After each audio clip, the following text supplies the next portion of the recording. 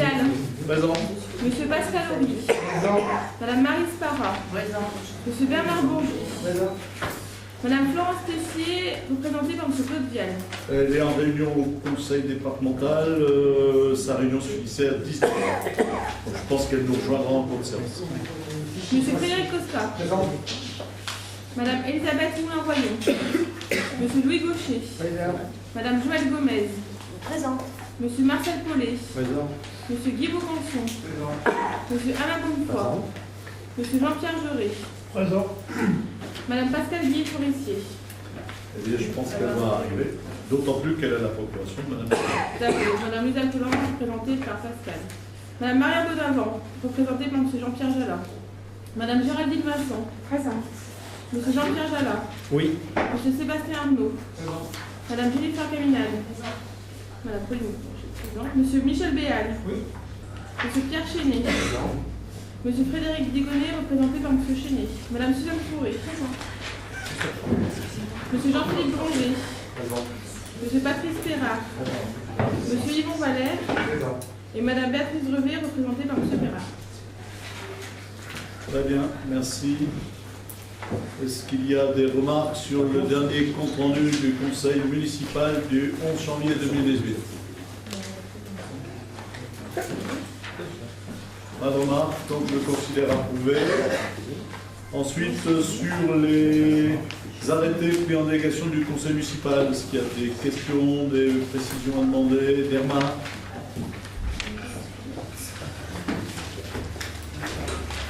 Ok. Bon. Oui, tu comptes deux, Pascal.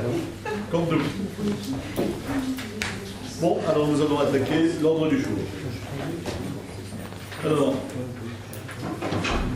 la première délibération porte sur une délibération qui a été aussi prise au conseil communautaire le 12 décembre et qui est sur le retrait du CICALA. Alors, ce qu'on peut dire, c'est qu'on est adhérent du CICALA depuis déjà de nombreuses années. La communauté de communes. Et que depuis de nombreuses années, on est critique à la fois sur le système de gouvernance, parce qu'on est sur un syndicat qui est extrêmement étendu et sur lequel il est difficile d'avoir un réel impact, une réelle influence. D'ailleurs, c'est un syndicat qui, la plupart du temps, quand il se réunit, ne tient pas le quorum, mais est obligé de se réunir plusieurs fois pour arriver à travailler avec un petit nombre par rapport au grand. Donc, bon, on ne se reconnaît pas vraiment dans la... Ça représente combien de personnes? Combien de communes, combien d'adhérents? Plus d'une centaine. D'accord.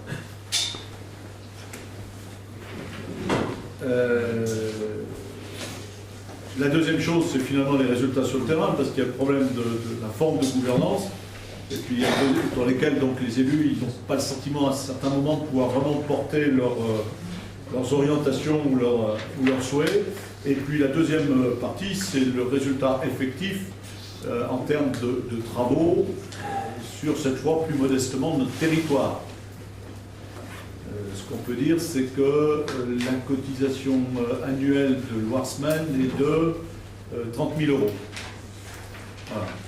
Ce qu'on peut dire aussi, alors ce n'est pas le seul, hein, le pays de Montfaucon le dit, les SUC le disent de la même manière, quand on additionne l'ensemble des contributions payées depuis des années, on n'arrive pas à mettre en face les chiffres de travaux exécutés sur notre territoire où on n'arrive pas à trouver le rendement de ces sommes versées.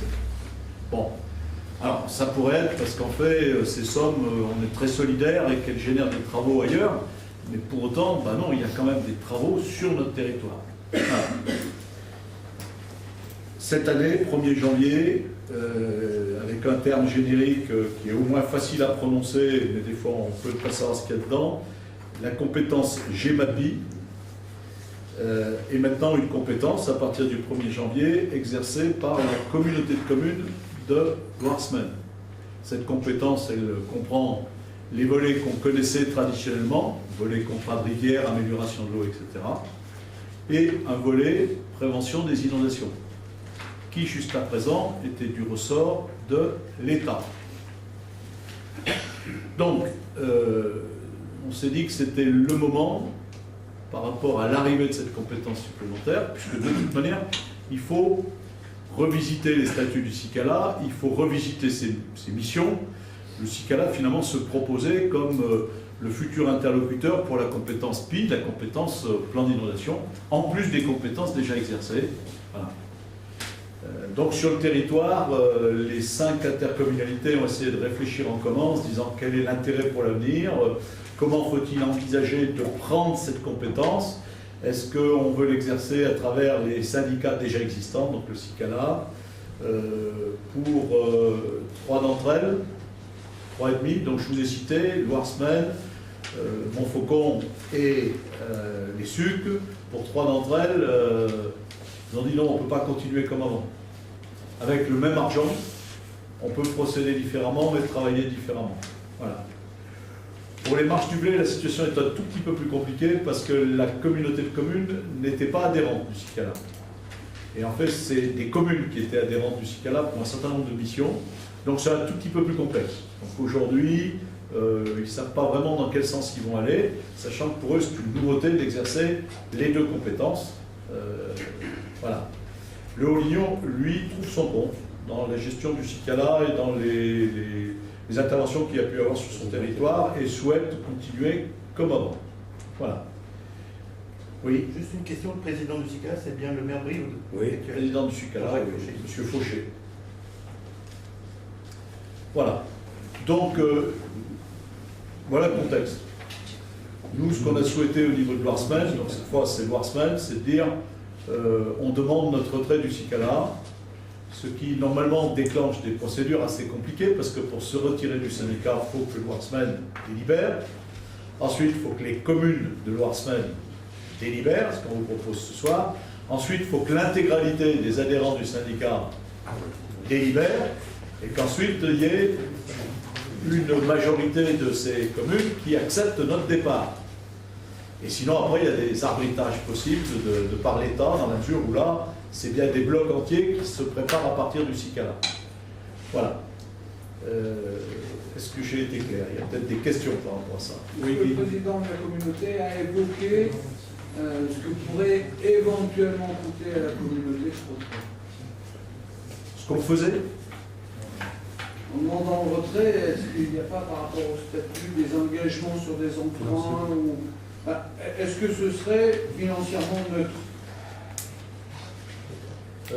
Moi, je ne sais pas répondre aujourd'hui à cette question. C'est-à-dire que le retrait d'un syndicat, jusqu'à présent, les retraits du CICALA étaient des retraits ponctuels. Donc finalement, les gens se disaient au revoir. Il est évident que si des blocs entiers s'en vont, c'est le CICALA lui-même qui risque de disparaître.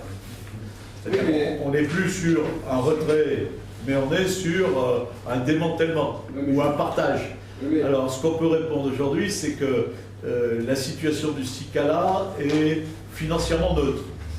Ce n'était pas le cas il y a quelques années, elle était plutôt déficitaire. Aujourd'hui, les comptes sont équilibrés. Donc si on doit se séparer, c'est sans doute le meilleur moment pour se séparer. Après, quand on se sépare, c'est comme dans un divorce. Le chien, on ne peut pas le partager en deux, mais il y a forcément à reprendre une partie éventuellement du personnel, à répartir des charges, etc. Et un des deux époux peut aussi percevoir des indemnités compensatoires. Éventuellement. Voilà. Alors cette démarche, je ne sais pas comment elle se conclura, mais on est dans un moment où on souhaite vraiment marquer politiquement notre distance par rapport à la manière dont CICALA a été géré depuis des années. C'est finalement le sens fort de cette délibération, c'est pour le moment, on ne se sent pas de rester dans la structure telle qu'elle est. Voilà. Dans un premier temps, ça n'a pas fait bouger le CICALA. Et puis il semblerait qu'aujourd'hui, il est entendu qu'une partie significative de ses adhérents souhaitait le quitter. Et donc le CICALA commence à se poser lui-même des problèmes sur comment il doit se réorganiser, quelle gouvernance pour demain, etc. Donc je ne connais pas la fin de l'histoire, je connais le début, et le début c'est de nous proposer de délibérer, de bien marquer notre volonté de reposer les choses à plat, et éventuellement, bien sûr, de se séparer. Hein.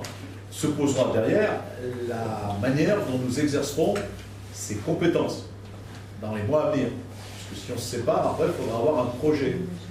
Et ce projet, il pourra être abordé éventuellement à plusieurs, par exemple avec les autres communautés qui quittent aussi le Cicala. Hein? Sachant que pour prendre que les 3 communautés des SUC de Montfaucon et de Loire-Semaine, on est à 100 000 € de cotisation annuelle. Donc 100 000 €, vous voyez, ça permet déjà de structurer quelque chose. Hein. 100 000 € pour avoir rien. C'est 100 000 € pour le... Enfin, pas pour avoir rien. Pour que le syndicat fonctionne. Hein. Mais ce n'est pas des travaux derrière, ce n'est pas des travaux réalisés, ces 100 000 €. Voilà. Est-ce que c'est clair pour chacun? J'ai un petit constat simplement. Bon, c'est vrai, je suis d'accord avec toi, mais sur le terrain, Carmen, le peu qui a été fait, c'était bien fait. C'était les professionnels. Les personnels du Cicala ne bien sont bossé. pas mis en cause par, Ouais, ils ont bien bossé. par les élus. Il y a de bons techniciens au Cicala. Ouais, c'est ça. Il faut savoir aussi que la plupart étaient en contrat à durée déterminée. Voilà.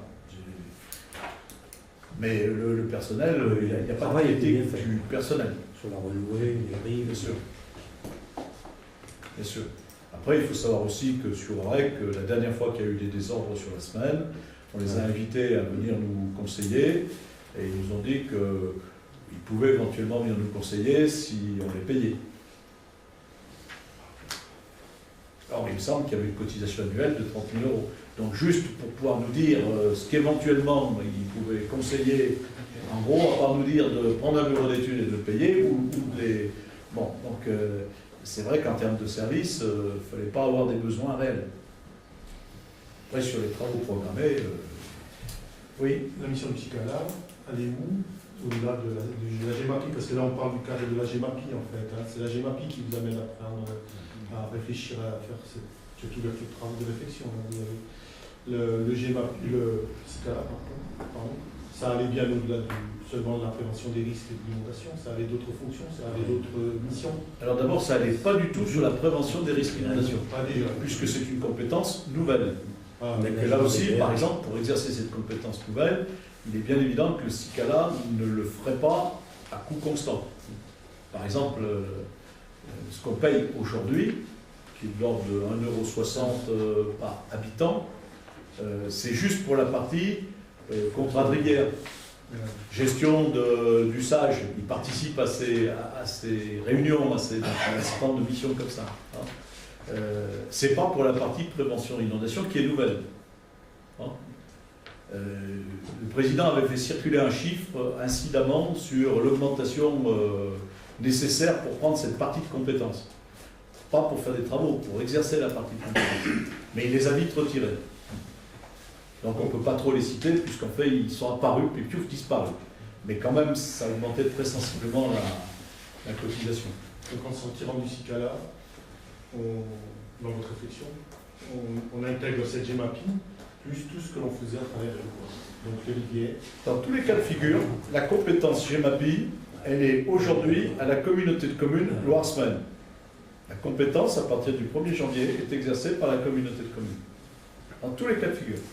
Donc après, quand on a une compétence, il s'agit de savoir à travers qui ou comment on l'exerce. Par exemple, est-ce qu'on embauche son propre personnel pour le faire? Est-ce qu'on le fait avec le personnel qu'on a déjà? Est-ce qu'on le fait à travers le Cicala? Est-ce que, etc. C'est cette question qu'on se repose aujourd'hui, à un moment un peu charnière. Le deuxième sujet, mais qui n'est pas ici, c'est il faut bien entendre que ce transfert de compétences sur la prévention des risques d'inondation, c'est un cadeau de l'État aux collectivités locales. Hein, vous l'entendez bien. Là, on voit bien comment joue la solidarité nationale sur les territoires à risque. Vous imaginez bien qu'en transférant la compétence risque inondation, on va pouvoir, au sein de la communauté de communes, y mettre des millions d'euros sans problème. Alors qu'avant, c'était une responsabilité de l'État. Alors l'État, là-dessus, a répondu aux collectivités locales de manière simple. On vous a transféré la compétence, on ne vous a pas transféré d'argent, mais vous êtes libre de créer l'impôt. Et donc, sur la compétence inondation, il nous est suggéré qu'on peut établir un impôt entre 0 et 40 € par habitant pour l'exercer. À une époque où on essaye, nous, de ne plus créer d'impôts. Et où le gouvernement nous dit qu'il n'en crée plus non plus. Voilà. Donc ça, c'est un autre sujet. C'est qu'on vient de se voir transférer un pan de compétences dont il est difficile aujourd'hui d'évaluer la portée. Certains disent, mais on vous l'a transféré, mais il n'y a rien dedans. Donc ça ne coûtera rien parce qu'il n'y a rien à faire. Et d'autres disent, ah non, pas tout à fait. C'est réellement les risques d'inondation. Et donc à un moment donné, aller dire qu'il n'y a rien à faire, c'est un peu une négation par rapport à la réalité. Il y a bien des choses à faire. Dans certaines, peut-être que l'État n'a pas fait. Et après, vous imaginez, demain, alors il y a des collectivités, pour le moment pas très nombreuses en France, quelques centaines, qui d'ores et déjà ont décidé de voter cette fiscalité additionnelle. Et vous l'entendez bien, hein. En plus, on nous parle aujourd'hui de l'équité de l'impôt. Là, c'est très équitable. Si vous êtes une famille avec 2 enfants, ça fait 4 fois 40 €. Que vous soyez au SMIC, chômeur, cadre supérieur, etc. Enfin, c'est idéal, il n'y a pas de problème. C'est un impôt dont on sent bien qu'il est proportionnel, mais à quoi on ne sait pas. Il est proportionnel exclusivement au nombre de personnes. Et puis on voit bien la solidarité sur le territoire, puisque la recette, elle sera sur le territoire. Donc si vous êtes 5000 habitants et que vous mettez 40 €, vous aurez un chiffre. Si vous êtes 100 000 habitants et que vous mettez 40 €, vous aurez un autre chiffre. Enfin bon, c'est vraiment... Et dire qu'on va faire avancer avec ça les travaux en matière d'inondation, c'est une illusion totale. Totale. Transférer des missions de cette importance sans moyens et sans... Enfin bon. Et ça, c'est un autre sujet. Nous, pour moi, le sujet, c'est que de toute manière, il va falloir qu'on s'en empare et quelque part, on dise qu'est-ce qu'on fait de cette compétence et comment on l'exerce. Donc on voit bien que sans doute les premières années, parce que ça nous tombe comme un cheveu sur la soupe, les collectivités vont essayer de comprendre ce qu'elles sont censées faire. Alors il y a peut-être des circonstances climatiques actuelles qui vont accélérer le processus de réflexion d'un certain nombre des collectivités. Quand il y aura eu des gens dans quelques jours, quand l'eau sera retirée, qui ont passé 8 jours sous l'eau, les collectivités, comment elles vont se situer par rapport à ça? Puisque vous savez que sur tous les réseaux publics, il n'y a pas d'assurance. D'un coup, elles vont bien être face à une réalité de choses nécessaires à faire. Bon, mais le débat ce soir, c'est pour délibérer. Donc moi, ce que je vous en propose, c'est qu'on délibère pour demander notre retrait du CICALA. C'est bon? Est-ce qu'il y a des avis contraires? Des abstentions? Je vous remercie. Alors, la CLET, Commission locale d'évaluation des charges transférées. Qu'est-ce que c'est que cet objet? Nous venons de transférer la compétence assainissement à la communauté de communes de Loire-Semaine. Donc, maintenant, la CLET, composée de membres désignés par les communes, doit se mettre au travail durant cette année pour expertiser ce transfert, en expertiser le contenu financier, il y a un cadre qui est donné, et l'affiner, l'ajuster, prendre des décisions qui nous paraîtront les plus équitables, les plus équilibrées pour bien exercer cette fonction dans l'année qui vient. Donc il est évident que nos représentants à la CLET ont un rôle fondamental qui est évidemment de défendre au mieux les intérêts de la commune de Recq, mais au-delà de ce rôle, surtout de trouver la manière la plus équitable à la sortie d'avoir bien travaillé sur ces charges transférées pour qu'après le service d'assainissement puisse vivre, grandir et embellir au niveau de la communauté de communes. Donc nous devons désigner 2 membres titulaires et 1 membre suppléant. Alors, je pense même que le maire pourrait les désigner tout seul, mais c'est mieux de les désigner ensemble. Donc, ce que je vous propose, c'est qu'on procède à l'élection personne par personne. Donc, au passage, vous prenez 3 petits post-it. Parce que nous aurons voté 3 fois. Oui. Par rapport à cette commission, donc, je nous représente la commission de la. Il en est même dans les autres communes, ça marche pareil. C'est le même principe. Et dans les autres communes, c'est pareil, il y a deux voies plus sud. Enfin, Oui, c'est ça. c'est plus pareil. Ouais, il n'y a pas de proportionnalité ni à la population ni à rien. 7 communes, 2 par commune, plus un suppléant en cas d'absence. Hein, donc c'est pas du tout quelque chose de... Voilà, c'est tant par commune. Hein.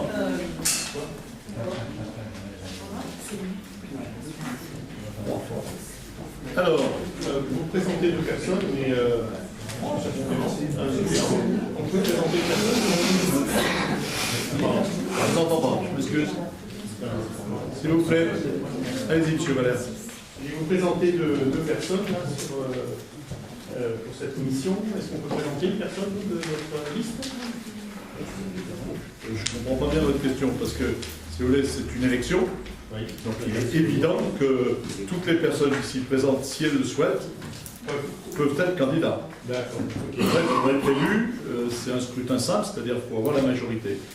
Hein, mais chacun est légitime à se présenter, il n'y a pas de... Bon, donc pour le premier poste de titulaire, moi je connais la candidature de M. Pascal Horry. Y a-t-il d'autres candidatures? Oui.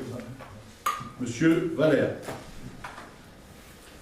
Donc on a 2 candidats, M. Pascal Horry, M. Valère.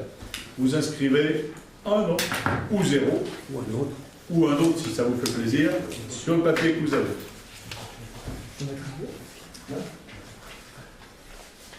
Ah, mais je disais, il y avait des bobos.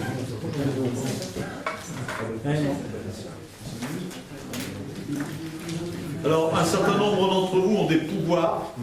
Donc, pour qu'on arrive au compte juste, vous n'oubliez pas de mettre 2 papiers quand vous devez en mettre 2. Hein?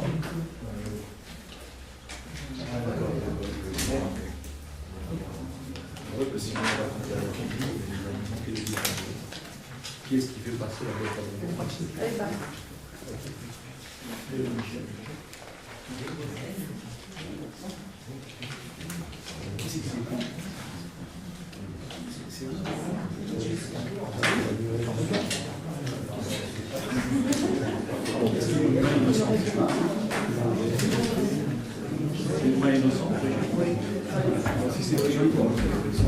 Bon, elle est où la boîte?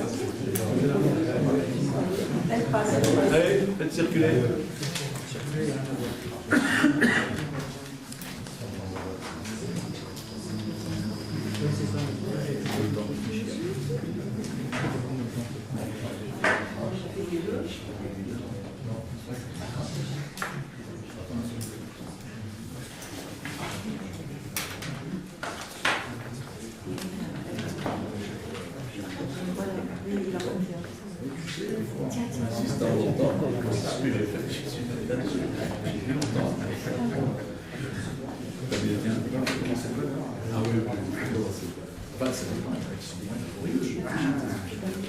C'est bon, ça fait le tour.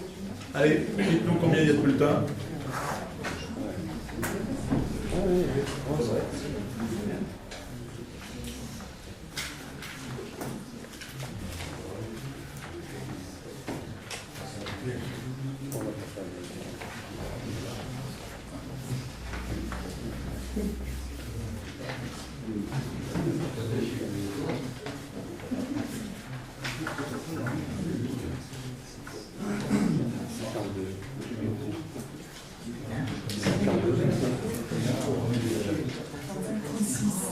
Il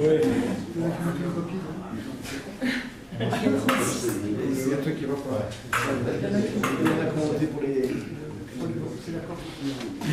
On a plus de C'est l'accord. C'est l'accord.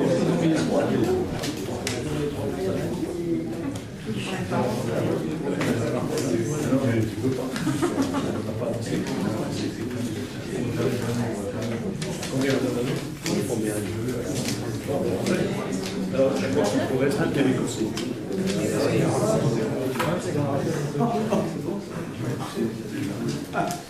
On donne les papiers. On va passer la ligne.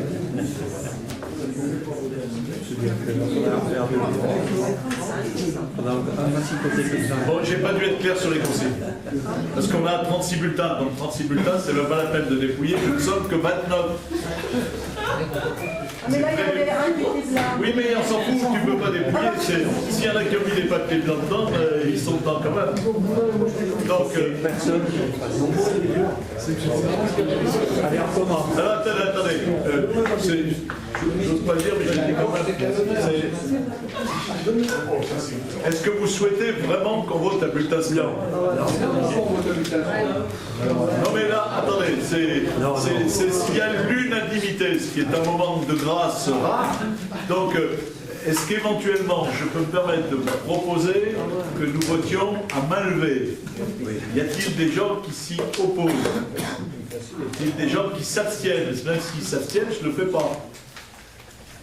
C'est bon, donc on peut voter à main levée. Ok. Donc on va peut-être gagner un peu de temps. Mais moi j'aimais bien le papier, hein. Je trouvais ça plus rigoureux, mais bon. Donc, pour la boîte était belle en fait. Mais on fait avec les moyens qu'on a la belle. Mais il a fallu manger les bonbons avant de. Je comprends que ça devait être dur. Eh oui.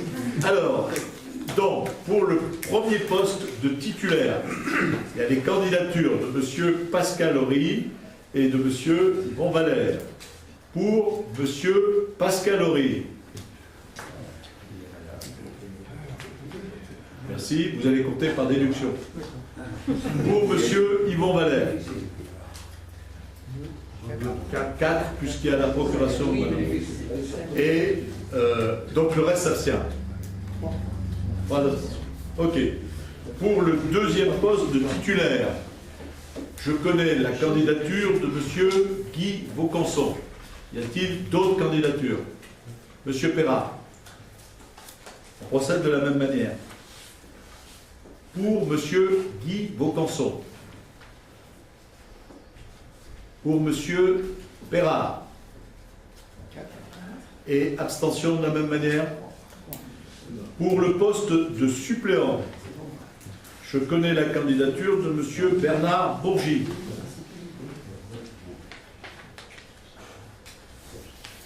Alors, c'est un peu plus simple. Pour la candidature de M. Bernard Bourgi, je n'ai pas d'autre candidature, cela veut dire que les autres s'abstiennent. C'est toi le mieux élu, je te félicite. Merci. Alors, sujet suivant.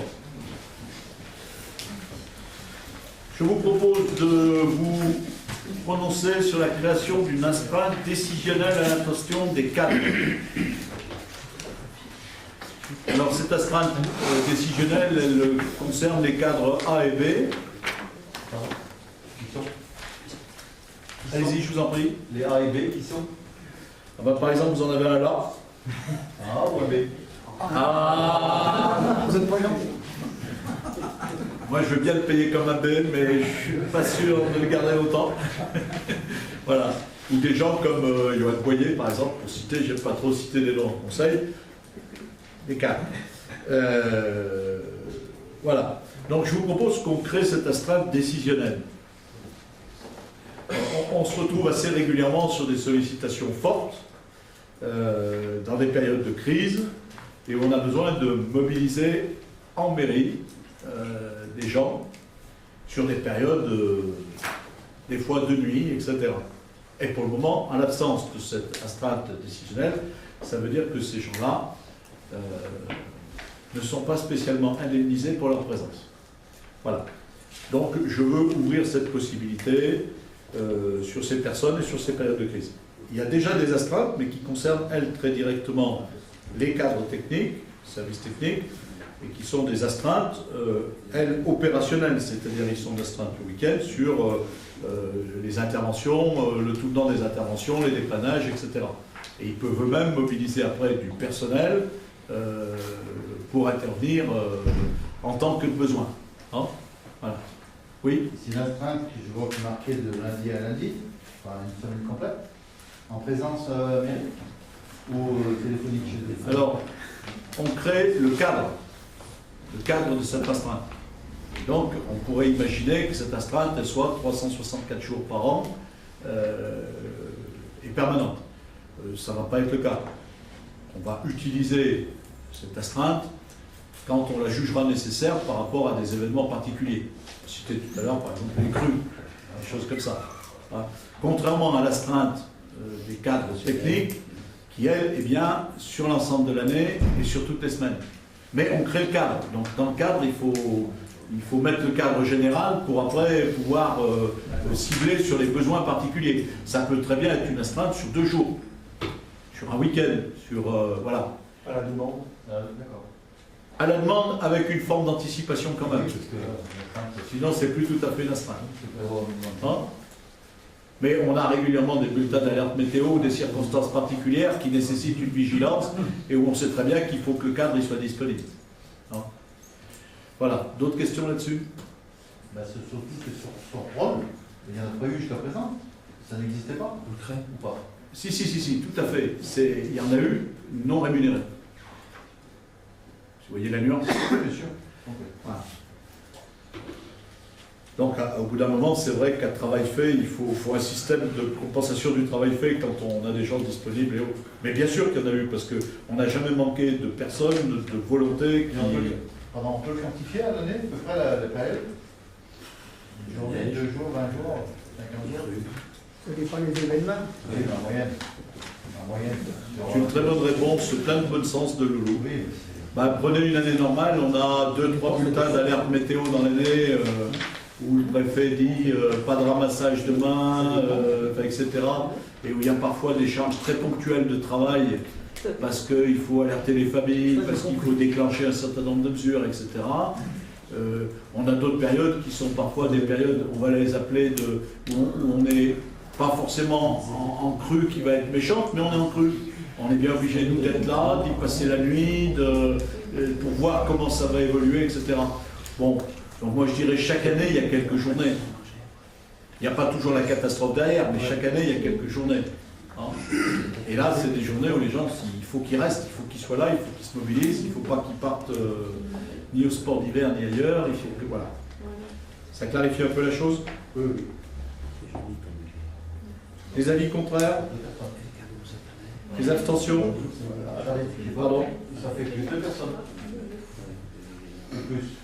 Parce qu'on n'a pas dit l'arrivée, on ne sait pas qui c'est, donc vous avez cité déjà 2 personnes. Donc, on a cité 2 personnes. Ça fait 2 ou plus de personnes, celles capables de prendre une astreinte décisionnelle. Alors, dans le cas de figure d'aujourd'hui, j'ai cité 2 personnes qui sont présentes, dont une qui, de toute manière, ne peut pas être rémunérée. Vu son statut et son cadre de catégorie A, elle ne touchera rien. Elle fera le boulot, mais elle ne touchera rien. Elle ne peut pas, elle ne peut même pas être rémunérée. Bon. Et l'autre qui peut l'être, c'est M. Boyer. Mais on pourrait très bien imaginer que ça porte sur 3 personnes, pourquoi pas. Enfin, je veux dire, vous voyez, c'est pas... Mais aujourd'hui, oui, dans la réalité de l'organisation actuelle, c'est M. Boyer et M. Pomarès. ok. Je reprends parce que j'avais été un peu vite. Y a-t-il des avis contraires? Des abstentions? Je vous remercie, surtout pour eux. Ou pour lui. Alors, une délibération intéressante. Ça ne vous a peut-être pas frappé, mais nous, oui. Nous avons changé de comptable public en fin d'année. Voilà. Et c'est pour nos comptables, et d'ailleurs aussi notre directeur, et puis après pour nous élus, une grande période, parfois de stupeur, et souvent d'apprentissage. Voilà. Où il s'avère que les ordres reçus, ou les conseils reçus par notre comptable public, l'ancien, qui était basse, et qui était aussi une dame d'ailleurs, ne valent plus. Et donc, ce qu'on nous avait demandé de faire la veille, en nous disant c'est comme ça, et bien le lendemain, c'est pas pareil. Et ce qu'on faisait la veille, ça fait plus. Voilà. Est-ce que ça vous paraît clair? Non. Alors, on va l'illustrer par la délibération qu'on va prendre.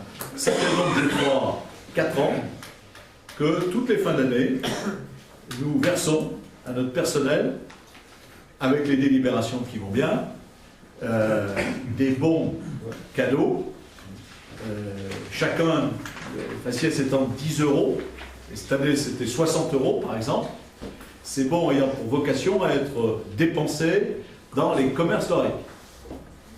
Et ça fait 4 ans que ça se passe très bien. Très bien du côté des commerçants, très bien du côté des agents, et très bien du côté du comptable public. Sauf cette année, où quand notre nouveau comptable public a reçu les factures inhérentes à ces bons, sur lesquels il est marqué bien sûr que c'est les bons de Noël le personnel, puisque voilà, et bien elle a dit mais c'est juste pas possible. Ça fait pas. Alors on lui a redonné la délibération de son collègue, je vous raconte l'histoire, parce que c'est quand même intéressant. Et elle nous a dit, ah mais non, pas du tout. C'est là que nous avons appris qu'en fait, la comptable publique qui précédait nous avait mis hors du champ de la norme pendant au moins 3 ans ou 4 ans. Et c'est juste un exemple. Parce qu'on a eu d'autres factures refoulées de manière tout aussi... bon. Ce qui est navrant dans l'affaire, c'est de bien se souvenir qu'à la clé, quand il y a facture, ça veut dire qu'il y a quelqu'un qui a fourni le service. Et que notre obligation, c'est d'être de bons payeurs et des payeurs rapides. Ce qu'on est à la mairie d'Aurec. On ne laisse jamais traîner. Et que là, en l'occurrence, en refoulant, c'est bon, au nom d'une orthodoxie comptable différente de son prédécesseur, c'est des commerçants aurécois qui n'ont pas été payés. Rapidement, mais ils vont l'être. Voilà, donc toute cette histoire pour vous dire que, après nous avoir dit que c'était pas comme ça qu'il fallait faire, on lui a dit il y aurait peut-être une solution, c'est que vous nous disiez comment il faut faire. Et que donc on se retrouve à délibérer, donc on se retrouve à prendre une délibération, que je vais vous lire, hein, parce que c'est celle qu'on nous a demandé de prendre, pour revalider les bons d'achat qui sont déjà consommés, vous vous en doutez bien, depuis décembre, les gens ont quand même fait Noël.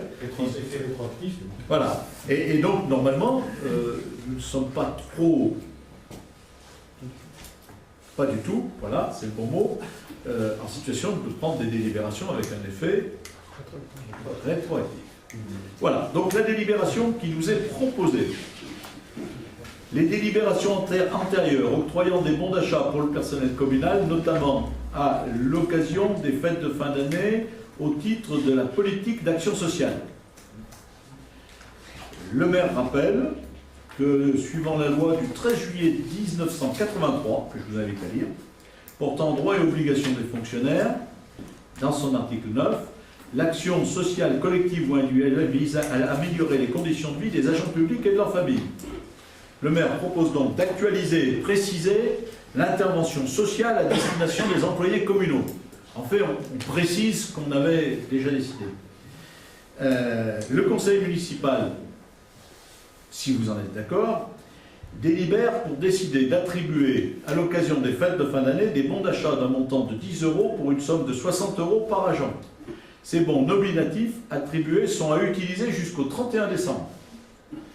D'attribuer à l'occasion du départ à la retraite, puisqu'on s'est dit tant qu'à faire, quand nos agents partent à la retraite, on avait aussi des bons qui leur étaient donnés pour une valeur de 110 €. Attends, je finis de lire. À l'occasion du départ à la retraite d'un agent communal, des bons d'achat d'un montant de 10 € pour une somme de 110 €, puisque c'était la pratique, hein, c'était comme ça qu'on faisait depuis des années. Ces dispositions s'appliquent à compter de l'exercice 2017. 2017. Vous voyez, ça rajeunit ça. Pour l'ensemble du personnel communal ayant été employé par la collectivité au cours de l'exercice afférent. Les bons sont à utiliser chez les commerçants locaux. Voilà, donc c'est là-dessus que je vous invite à délibérer. Est-ce que ça vous suggère des questions? J'avais une question, dites le 31 décembre de l'année ou fin d'année? De l'année. Non, ça fait juste. 31 décembre, généralement fin d'année. Il y a des fois on dit les deux, mon capitaine. C'est-à-dire, j'espère que celle-ci vaudra aussi pour le 31 décembre qui va nous arriver. Mais là, on vient de vivre un moment où on retourne dans les fêtes de fin d'année, ce qui n'est pas désagréable. Nous sommes de nouveau le 31 décembre. Non, mais ça confine au ridicule, c'est pour ça que j'en parle comme ça. Je m'excuse, mais on a eu une pratique pendant 3 ans, 4 ans qui a été exécutée par un comptable public. On change de comptable public, on nous demande de redélibérer. Et ça serait juste ridicule si éventuellement ce n'était pas une sanction, finalement, soit pour nos agents, soit pour les commerçants. Hein, et il est évident que derrière chaque facture refoulée, parce que malheureusement, il n'y a pas eu que celle-ci. Il faut se rappeler qu'il y a un fournisseur qui doit toucher son argent. Ouais. Enfin, quand même, c'est bon, voilà, oui. Pour notre gouvernement personnel, alors, enfin, dans les faits, là, les gens n'ont rien perdu. Ah non, les gens n'ont mais- rien perdu, les commerçants. Il y en a deux qui n'ont pas été payés. Ah, les commerçants, ils ont perdu le fait de ne pas être payés tout de suite. Et pour certains qui finalement avaient, par exemple, je ne sais pas moi, 30 € de bon, mais qui par ailleurs avaient une facture de 2000 € avec la commune, si les 30 € de bon, ils étaient dans la facture de 2000 €, ils n'ont donc pas touché les 30 €, mais pas touché les 2000. Donc ils les attendent. Personne ne sera spolié. Personne ne sera spolié. Ils les toucheront. Mais le retard à l'allumage, il va au-delà, parce que la valeur des bons, enfin, c'est quelques milliers d'euros pour nos agents quand même, quand on fait la multiplication. Mais ce n'est pas non plus 10 000 €. Or, les factures refoulées, c'est de l'ordre de 10 000 €. Donc il y a des commerçants qui se sont trouvés avec en même temps, comme les deux étaient sur la facture, hop, la facture passe pas. Voilà. Il me semble que dans cette affaire, il y a que nous qui avons perdu beaucoup de temps. Non, mais c'est consternant. C'est consternant, il faut être clair. Oui, c'est le trésorier Et champ. c'est moi qui vais pas. Le comptable public est maître chez lui et il est responsable sur ses deniers. Il est responsable sur ses deniers. Hein. Vous l'entendez bien, c'est-à-dire qu'en fait, il travaille pour le compte d'une collectivité, mais s'il fait une erreur, hein, il est redevable sur ses deniers à lui. C'est lui qui doit compenser l'erreur. Donc finalement, le comptable public, il applique les textes comme il pense devoir les appliquer. Donc si on fait, mais c'est de l'humour, hein, on pourrait finalement dire au comptable public qu'on avait avant qu'il a fait une erreur. Parce que l'un des deux a forcément fait une erreur. Celui d'avant, celui-là. Qu'est-ce que je veux dire? En attendant, nous, si vous voulez, de manière très pratique, parce que quand on voit le temps qu'on y passe ce soir, le temps qu'ont passé les comptables, le temps qu'il a fallu pour dire aux commerçants, on s'excuse, mais vous allez être payé un peu plus tard, le temps, etc. Qu'est-ce qu'il aurait été plus simple de passer ça en paiement, de nous appeler et de dire, écoutez, la prochaine fois, je préférerais que vous preniez une délibération comme ça. Parce que vous avez bien compris que là-dedans, il n'y a aucun enjeu quelconque. On parle bien des mêmes 60 € en décembre, on parle bien des mêmes délibérations qu'on a fait avant, et vous avez vu, c'est fondamentalement différent la délibération. C'est bon, allez. Alors, c'est bon? Alors, sur cette délibération, des avis contraires, des abstentions. Je vous remercie, notre comptable public sera très contente qu'on ait voté à l'unanimité. Peut-être moins de la teneur des débats énoncés par le maire. Alors, une convention classique avec le centre de gestion. Le centre de gestion gère depuis des années les moments de départ à la retraite pour nos agents, en fournissant un certain nombre de renseignements et de savoirs qu'ils ont au niveau du département, ce qui permet d'être encore plus efficace et plus expert pour chacun de nos agents. Cette convention se terminait et donc on vous propose de la renouveler jusqu'en 2022. Il faut savoir que dans cette convention, le centre de gestion est payé à l'acte. C'est-à-dire on prend une convention générale pour jusqu'en 2022, mais on ne paye que lorsque le centre de gestion fournit un travail pour un agent. Hein, donc ce n'est pas un forfait, c'est temps pour un dossier de retraite. Hein. C'est par dossier. C'est par dossier. Voilà. C'est bon? Des avis contraires? Des abstentions? Merci. Alors, débat d'orientation budgétaire. Pascal. Ah oui, je crois. Faut que je fasse le synthétique. Oui, Synthétique, plus moi je suis trop. c'est le mot. Bon, donc je pense que vous avez tous lu la note qui était jointe avec la convocation de mémoire. Donc ce que je vais faire, c'est que je ne vais pas reprendre l'extinso la note, hein, parce que je pense que vous l'avez lu avec précision. Donc je vais simplement reprendre quelques éléments qui me semblent intéressants de représenter lors du conseil municipal. Donc, comme la note le prévoyait, il y a quelques événements nationaux qui vont nous toucher dans la préparation budgétaire. Donc, je vais vous les rappeler. La première concerne la suppression des contrats aidés. Donc, effectivement, il y aura un impact pour nos budgets puisque nous avions des contrats aidés, notamment au niveau restauration et école. Donc, il y aura un impact. Le deuxième point qui risque de toucher nos budgets, c'est l'amorçage du dégrèvement de la taxe d'habitation qu'a promis l'État. Donc ce dégrèvement devrait arriver de façon progressive sur les 3 prochaines années. On ne sait pas encore exactement sous quelle forme ce dégrèvement va se matérialiser, c'est-à-dire est-ce qu'on aura moins de recettes au niveau des impôts et une compensation venant de dotation de l'État, ou est-ce qu'il y aura un jeu de neutralisation? Donc on ne sait pas exactement. La seule chose a priori qui est annoncée, c'est que ça sera neutre en termes de recettes pour les collectivités. Donc on va essayer de partir sur cette hypothèse-là, mais effectivement ça peut jouer sur les chapitres de façon différente d'un chapitre à l'autre. Le dernier point qui nous touche au niveau national, c'est la fin d'annoncer des réductions des dotations de l'État, hein, puisqu'il a été annoncé un autre système qui devrait être mis en place, dont on ne connaît pas complètement les contours, mais qui serait une sorte de contractualisation entre l'État et les collectivités locales, qui ferait qu'en fonction, on va dire, des efforts faits au niveau de leur gestion par les collectivités, modulerait les évolutions des dotations de l'État pour les années à venir. On ne connaît pas encore complètement les contours de ces contrats, on va dire, État-collectivité, mais en tous les cas, aujourd'hui, on va acter le fait que normalement, il n'y a plus de baisse, comme on a connu sur les 3 dernières années, systématique des dotations de l'État. Voilà. Donc je pense que c'était les 3 principaux points qui ont été décidés au niveau national, qui auront un impact sur le budget.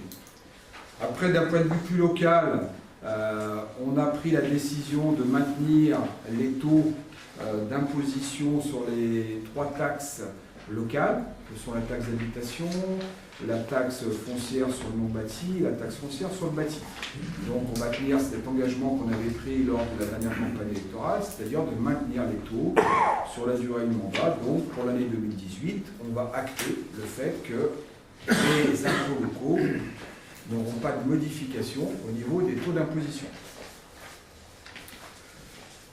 Ce que je vous propose, c'est qu'on reprenne rapidement quelques focus sur l'élaboration de ces budgets. Donc le budget le plus important, c'est le budget général, bien sûr. Donc au niveau de la section de fonctionnement, donc au niveau des recettes, globalement, c'est quelques chapitres qui vont être touchés par ce que je viens de citer au préalable. Donc le chapitre 73 qui concerne les impôts locaux, donc je ne reprends pas, il y aura un maintien, on va dire, des taux d'imposition. Donc la hausse ne sera due qu'à la progression des bases que décide l'État chaque année. Donc normalement la progression devrait être de l'ordre de 1,2%. Et puis il y a effet de la démographie naturelle sur la commune. Donc comme on a un peu plus d'habitants chaque année, logiquement on devrait voir une petite augmentation des recettes liées à cette démographie positive sur la commune. Donc ensuite, comme je vous l'ai dit, on ne sait pas si effectivement on aura une baisse de nos rentrées fiscales au niveau des impôts dues au démarrage de la compensation du dégrèvement de la taxe d'habitation. Donc on verra. Je ne sais pas quelle hypothèse on va retenir. Est-ce qu'on diminuera un peu ce montant-là pour augmenter les dotations de l'État? C'est à voir si d'ici la présentation budgétaire, on a des précisions sur le mécanisme. Donc les dotations de l'État resteront identiques. Et puis après, pour les autres chapitres en termes de produits, globalement, il n'y a pas de modification substantielle qui devrait intervenir, si ce n'est effectivement que les remboursements de l'État sur les contrats aidés, de facto vont diminuer du fait de l'arrêt progressif des contrats aidés à leur échéance. Au niveau des dépenses de fonctionnement, donc sur le chapitre 011, qui est les charges à caractère général, donc là, on a toujours notre volonté de contenir nos dépenses, tout en assurant le service attendu par la population. Par contre, là, on sera sans doute rattrapé, enfin c'est même pas sans doute, c'est sûr, par la fin des contrats aidés, puisque nous avons décidé d'externaliser une partie des travaux de nettoyage qui étaient réalisés dans les bâtiments communaux à une société dont c'est le métier. Et donc, effectivement, cette prestation sera imputée sur ce chapitre 011, alors qu'avant, ces travaux-là étaient réalisés en régie et donc apparaissaient en charge de personnel.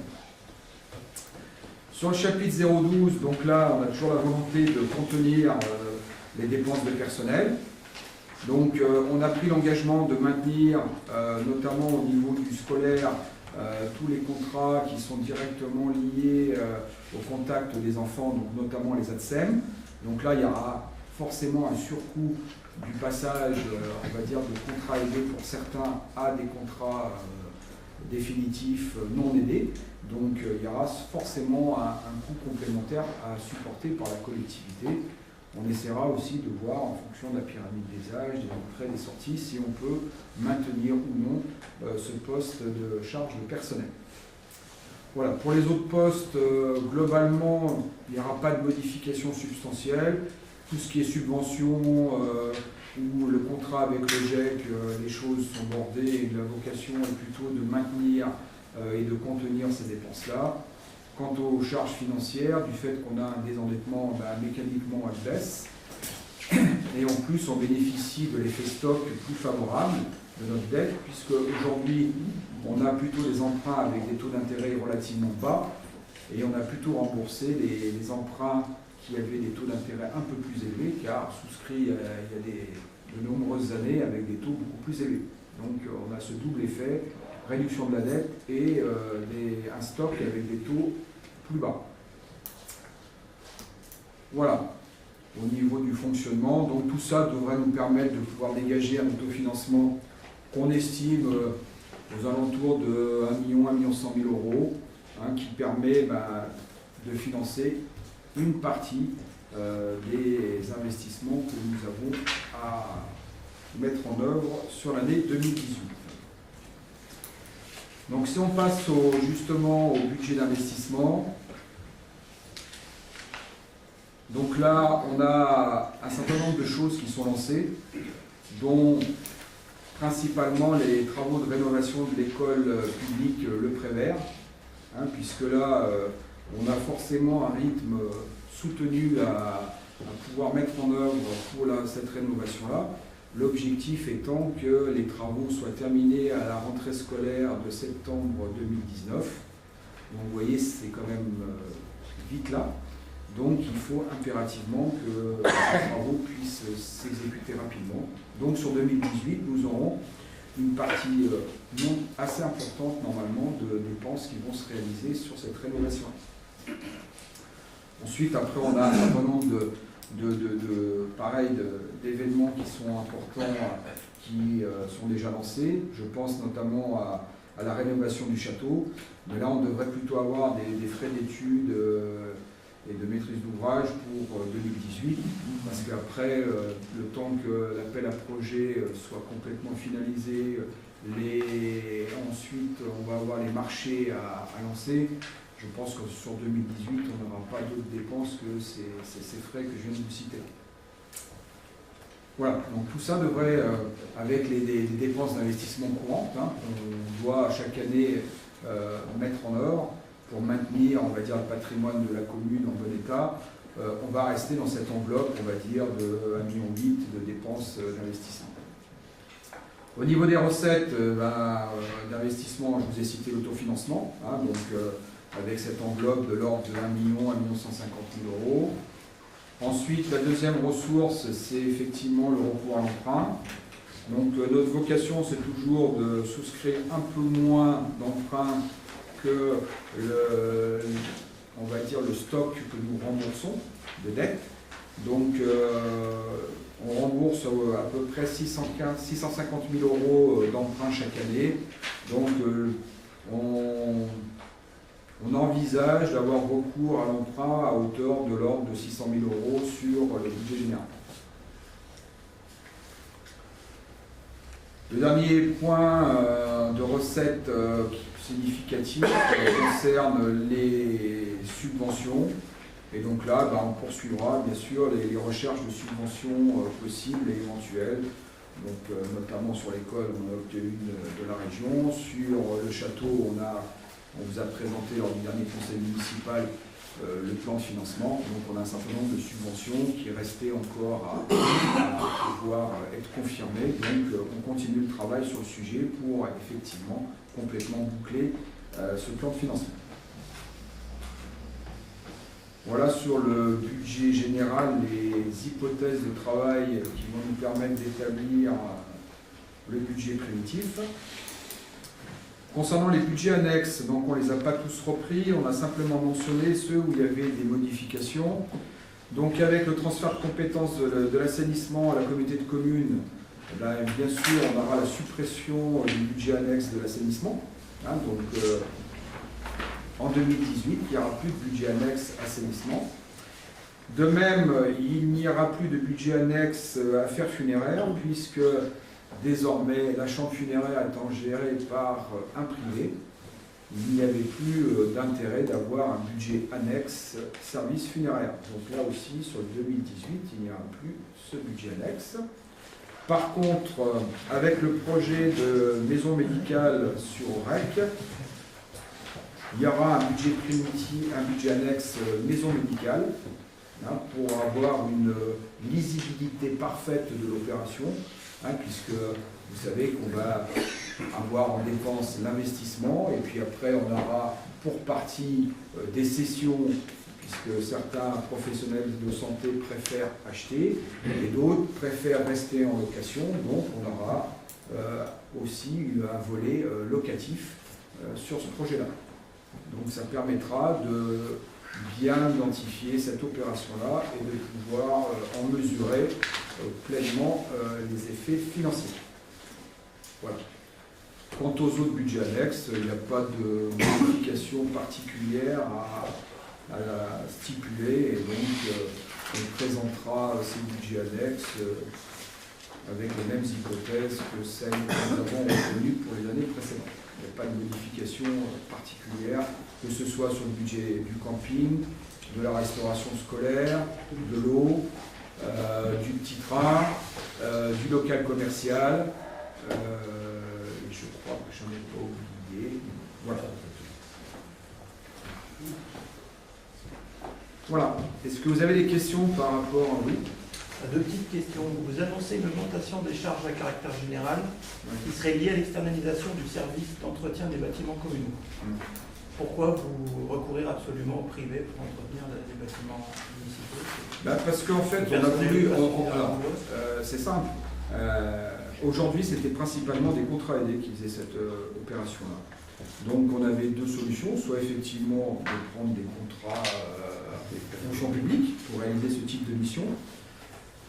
Nous a semblé que c'était peut-être pas forcément là où on était le plus efficient et le plus pertinent. Et donc peut-être essayer de voir des entreprises dont c'est le métier exécuter ce type d'opération-là. Donc on l'a cantonné sur un petit îlot, justement pour en mesurer les impacts et voir s'il est intéressant pour la collectivité de l'élargir ou effectivement de se dire bah non, c'était pas une si bonne idée que ça et donc de revenir en arrière. Donc en fait c'est un peu une phase expérimentale que nous lançons, mais qui devrait nous permettre d'atténuer un petit peu financièrement la fin des contrats aidés. L'augmentation serait de quel ordre à peu près? Laissez entendre. L'augmentation là par rapport à là? Oui. C'est-à-dire, alors je voulais bien compléter la réponse de Pascal, mais l'augmentation, elle va d'abord être un transfert de. Il faut bien comprendre que ça veut dire que le chapitre personnel va être diminué du poids de ces personnels, qui faisaient l'objet d'un remboursement, mais qu'on payait intégralement et qui étaient remboursés après. Et c'est cette somme-là qui va se déplacer de l'autre côté. Donc il y a un chapitre qui va augmenter, un chapitre qui va diminuer. Donc il faudra qu'on regarde l'équilibre entre les deux. Après, est-ce que ça va nous coûter plus? Parce que c'est là qu'il y aura augmentation. Modestement, je dirais rendez-vous dans un an. Parce que si vous voulez, dans le système, à partir du moment où on confie à une entreprise le soin d'effectuer des ménages, on a un coût. Ce coût, il inclut du personnel, mais y compris des fournitures. C'est-à-dire qu'en fait, parce qu'il y avait des coûts de personnel, mais on avait aussi des coûts de fourniture qui étaient non négligeables. Donc il va falloir comparer au bout d'un an l'intégralité de ces coûts, y compris les charges qu'on avait, nous, de remplacement des personnels. Parce que la gestion du ménage était quelque chose d'extrêmement complexe. Ce serait même intéressant d'évaluer les charges support, parce qu'en fait, on avait en permanence du personnel qu'il fallait changer, qu'il fallait remplacer du jour au lendemain. On assurait les... oui, il y a des congés maladie, il y a des... Enfin, vous imaginez, c'est la vie normale et qu'on n'aura plus. Voilà, donc il y aura une comparaison à faire. Moi, je dirais rendez-vous dans un an pour faire un peu ce bilan. Après, il faut bien voir que le temps passant, les métiers ont évolué. Moi, je redis ça, c'est-à-dire, on parlait tout à l'heure des ATSEM. Il faut bien comprendre que dans le dispositif scolaire, les ATSEM, c'est un métier aujourd'hui beaucoup plus reconnu et plus qualifié qu'avant. On attend des ATSEM, finalement, un complément de la vocation de l'Institut et des interventions qui rentrent sur le champ de l'accompagnement de l'enfant. Là où, parce que souvent on se réfère au passé, donc Solène pourrait dire, mais moi il y a 10 ans, il y a 20 ans, je faisais non seulement l'ATSEM, mais je faisais le ménage, oui, mais c'était pas le même boulot. Le monde évolue. Donc, cette évolution, elle a fait que dans le temps, on a eu des personnels de plus en plus qualifiés au niveau de l'accompagnement auprès des instituts. Et dans tous les temps de partage avec les enfants. Les temps, par exemple, d'études, des choses comme ça. Voilà. Et que petit à petit, on s'est retrouvé avec des personnels qui se spécialisaient en fonction de leurs compétences, et que finalement, le personnel de ménage, pour une grande majorité, ne faisait plus que le ménage. Et d'ailleurs, les autres personnels avaient des valeurs d'heures, vu leur qualification, qui faisaient que quand on les mettait à faire du ménage, ça faisait du ménage cher, parce que c'était des gens formés à qui on demandait de faire du ménage. Comme si on avait dit un cadre, en plus, il y aura des heures de ménage. Ça n'a rien d'injurieux, mais ça veut dire qu'on les payait cher. Donc cette dérive a fait qu'on essaye de trouver une meilleure organisation. Voilà. Sur le choix, mais c'est pas, là on est sur le débat d'orientation budgétaire, on a le souci des gens qui travaillaient pour nous, et donc dans le choix de l'entreprise, dans le choix de la manière dont sera fait la prestation, on a demandé à avoir un mieux-disant social, c'est-à-dire que les personnes qui travaillaient pour nous puissent être repris par la société qui va gérer la suite. Oui. Donc une autre question concernant les autres charges de gestion courante. Vous évoquez les participations donc au CCAS et subventions aux associations. On ne sait pas si elles vont augmenter, baisser. J'ai dit qu'on restait stable. Okay. Alors sur le premier point aussi, je précise que je reviens en arrière, je m'excuse, il est évident que ça a été évoqué avec les directrices, donc avec les enseignants, avec les écoles, et qu'on sera extrêmement attentif, et avec les parents d'élèves. Et donc on sera extrêmement attentif à la manière dont ça va se dérouler, on sera vigilant. Il y a plein de points de vigilance. Par exemple, on a bien évoqué la qualité des produits qui seront employés. On va être sur des démarches de normes environnementales. Dans nos écoles, le choix a été fait déjà par Florence qui s'en occupait depuis des années. On était sur des produits labellisés. On peut dire produits bio, produits... voilà, on ne fait pas que du zéro phytosanitaire pour le gazon. Pour nos enfants, on était aussi attentifs à ce que ne rentrent pas dans l'école des produits qui pouvaient avoir des effets toxiques sur la santé. Donc il est évident qu'on va rester sur cette qualité-là. On ne cherche pas à optimiser financièrement le service en dégradant la qualité. Je le souligne. Et donc on l'a bien partagé avec les enseignants. Et donc on commencera par le faire sur l'école élémentaire. Les contrats qu'on a encore et puis la manière de fonctionner nous permettent de boucler l'année scolaire sur la maternelle. Et donc, ça sera vraiment une expérimentation à vraie grandeur que de constater les effets, parce que rien n'est irréversible. S'il s'avérait que cette décision n'est pas la décision pertinente, on en tirerait les conclusions. On n'est pas les seuls, c'est une évolution à peu près générale. Il y a des cadres d'emploi plus favorables pour gérer ce type d'emploi qui sont sur des horaires atypiques, fractionnés, etc. Après, moi je continue à regretter sincèrement le volet qu'on avait d'intégration sociale et d'accompagnement social à des contrats aidés. On peut en dire tout ce qu'on en veut, on en a encore des exemples tous les jours. On peut vraiment regretter que maintenant on ne soit plus à même d'accompagner un certain nombre de personnes. On s'est éloigné un peu du débat d'orientation budgétaire. Sur le débat d'orientation budgétaire, d'autres remarques, d'autres interventions?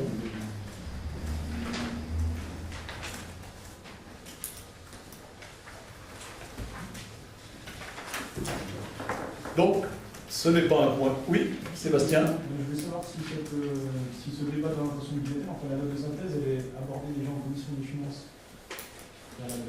Oui, oui, c'est sûr. Et abordé, oui. Oui, oui. Est-ce qu'il y a des remarques C'est ce qu'abordé. en commission? Non, des remarques de forme. C'est tout. Les remarques sur la numérotation des pages. C'est quoi le problème sur Pas de problème. C'est une curiosité, parce que je ne fais pas partie de la commission des finances. C'est bon? Merci Pascal. Ah bah alors vas-y, enchaîne, c'est bien ça enchaîne. Alors, ensuite, il y a la participation obligatoire de la commune de Malvalette aux frais de fonctionnement de l'école publique d'Aurec-sur-Loire. On n'a pas compris. Ah, mais ça se vote pas le débat. Ça se vote Le pas. débat d'orientation budgétaire se constate mais ne se vote pas. C'est bien Pauline. C'est bien la date d'ordre. C'est pas noté. Non, non, il faut mentionner qu'il s'est tenu, mais par contre, il ne se vote pas. Il n'y a pas de... C'est un débat. Donc, normalement, ce débat, c'est pour enrichir la préparation du budget et tenir compte éventuellement des suggestions, des remarques, d'orientation différentes. Ah, c'est un débat. Voilà. Ensuite, donc, pour la commune de Malvalette, donc, ce qu'on vous propose, c'est de maintenir le montant que nous lui avons réclamé au titre de l'année 2017, soit le montant de 721 € par élève pour l'année 2018. Voilà, en fonction du nombre d'élèves Dans nos de états. la commune de Malvalette qui fréquentent nos différentes écoles d'Aurec-sur-Loire. Oui. Ça en fait combien? Globalement, on va dire une quarantaine. Hein, globalement. Pas, voilà. Les avis contraires? Les abstentions? Je vous remercie. Après, il y a toujours... Je peux vous interrompre, s'il vous plaît. Je reviens sur la question là, de Toulouse. Dans le 3.1, il est proposé au Conseil de prendre connaissance du débat. Puis en dernier point, vous mettez d'approuver le texte. C'est quoi le texte qu'il faut approuver? Non, non, on n'approuve rien sur le débat d'orientation budgétaire. C'est un débat. Non, non, non. Mais on n'approuve rien. Je vous réponds, c'est on n'approuve rien. On débat et on constate qu'on a débattu. La seule approbation qu'il peut y avoir, c'est sur le fait qu'on a débattu. Voilà. Alors après, je ne sais pas si on peut dire qu'on a débattu, mais publiquement, on a posé les termes qui pouvaient permettre un débat. Donc, on vous propose aussi de passer des dettes recouvrables sur les budgets d'eau et d'assainissement. Donc, pour l'assainissement, ça sera la dernière... Ah, quoi que non, puisqu'effectivement, on garde tout le passif jusqu'au 31 décembre 2017, donc ce ne sera pas la dernière fois. Donc, pour le montant de l'eau, on en a pour 480,55 € et pour l'assainissement, de 338,48 €. Est-ce qu'il y a des avis contraires? Des abstentions? Alors, juste une remarque sur l'assainissement, c'est maintenant des sommes qui seront insérées dans le budget principal. Nous n'avons plus de budget, donc chaque fois qu'on prendra une délibération concernant des sommes de l'assainissement, dans la pratique, il faut que vous ayez en tête qu'elles seront intégrées dans le budget général. Voilà. Oui. Dans le temps, monsieur Aucasson, à l'époque, C'est vieux, ça. C'est de la préhistoire. Oui, c'est vieux. on coupait jamais l'eau dans le temps. Vieux. Les gens ne payaient pas, on coupait plus l'eau. Mais là, ça va être la compétence de la Comcom. Non, pas l'eau. C'est l'assainissement. Oui, mais on coupait aussi peut-être l'assainissement. L'assainissement, pas si je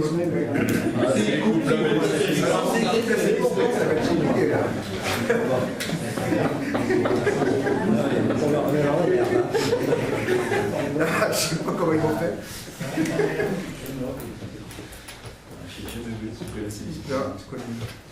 C'est délicat de couper l'assainissement. Moi, je ne me le permettrai pas, même si la loi m'y autorisé.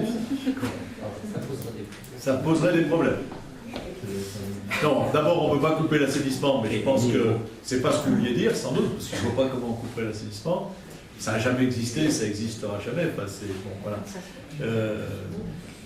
Et couper l'eau, non, Monsieur Bonnefoy, c'est une réduction d'eau. C'est interdit. C'est une réduction. Non, même la réduction, c'est alors, interdit. quand on a des très mauvais payeurs, on emploie tous les moyens qu'on peut. Et parfois, dans un excès d'humeur, on arrive un peu à réduire le débit. Mais la loi ne l'accorde pas. L'eau est un bien indispensable, donc la loi ne l'accorde pas, on ne peut pas couper l'eau. Par contre, il faut vraiment qu'on exerce toutes les coercitions sur les mauvais payeurs en matière d'eau. C'est totalement normal. Un mauvais payeur, c'est quelqu'un qui pénalise les autres, surtout quand il a les moyens de payer. Mais ça, on n'est pas mauvais. Pas trop mal.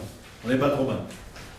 Voilà. Et dernier point en affaires financières, c'est une demande de financement auprès du dispositif LEADER concernant nos dépenses d'investissement pour l'extinction de l'éclairage public nocturne.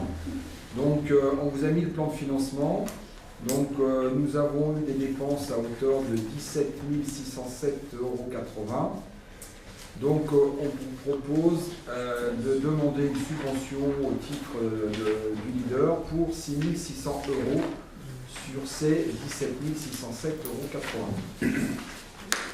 Et non seulement on vous le propose, mais on aura la subvention de 6 600 €.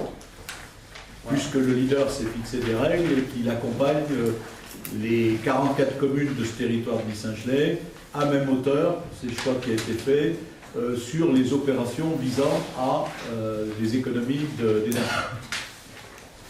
Donc c'est déjà combien?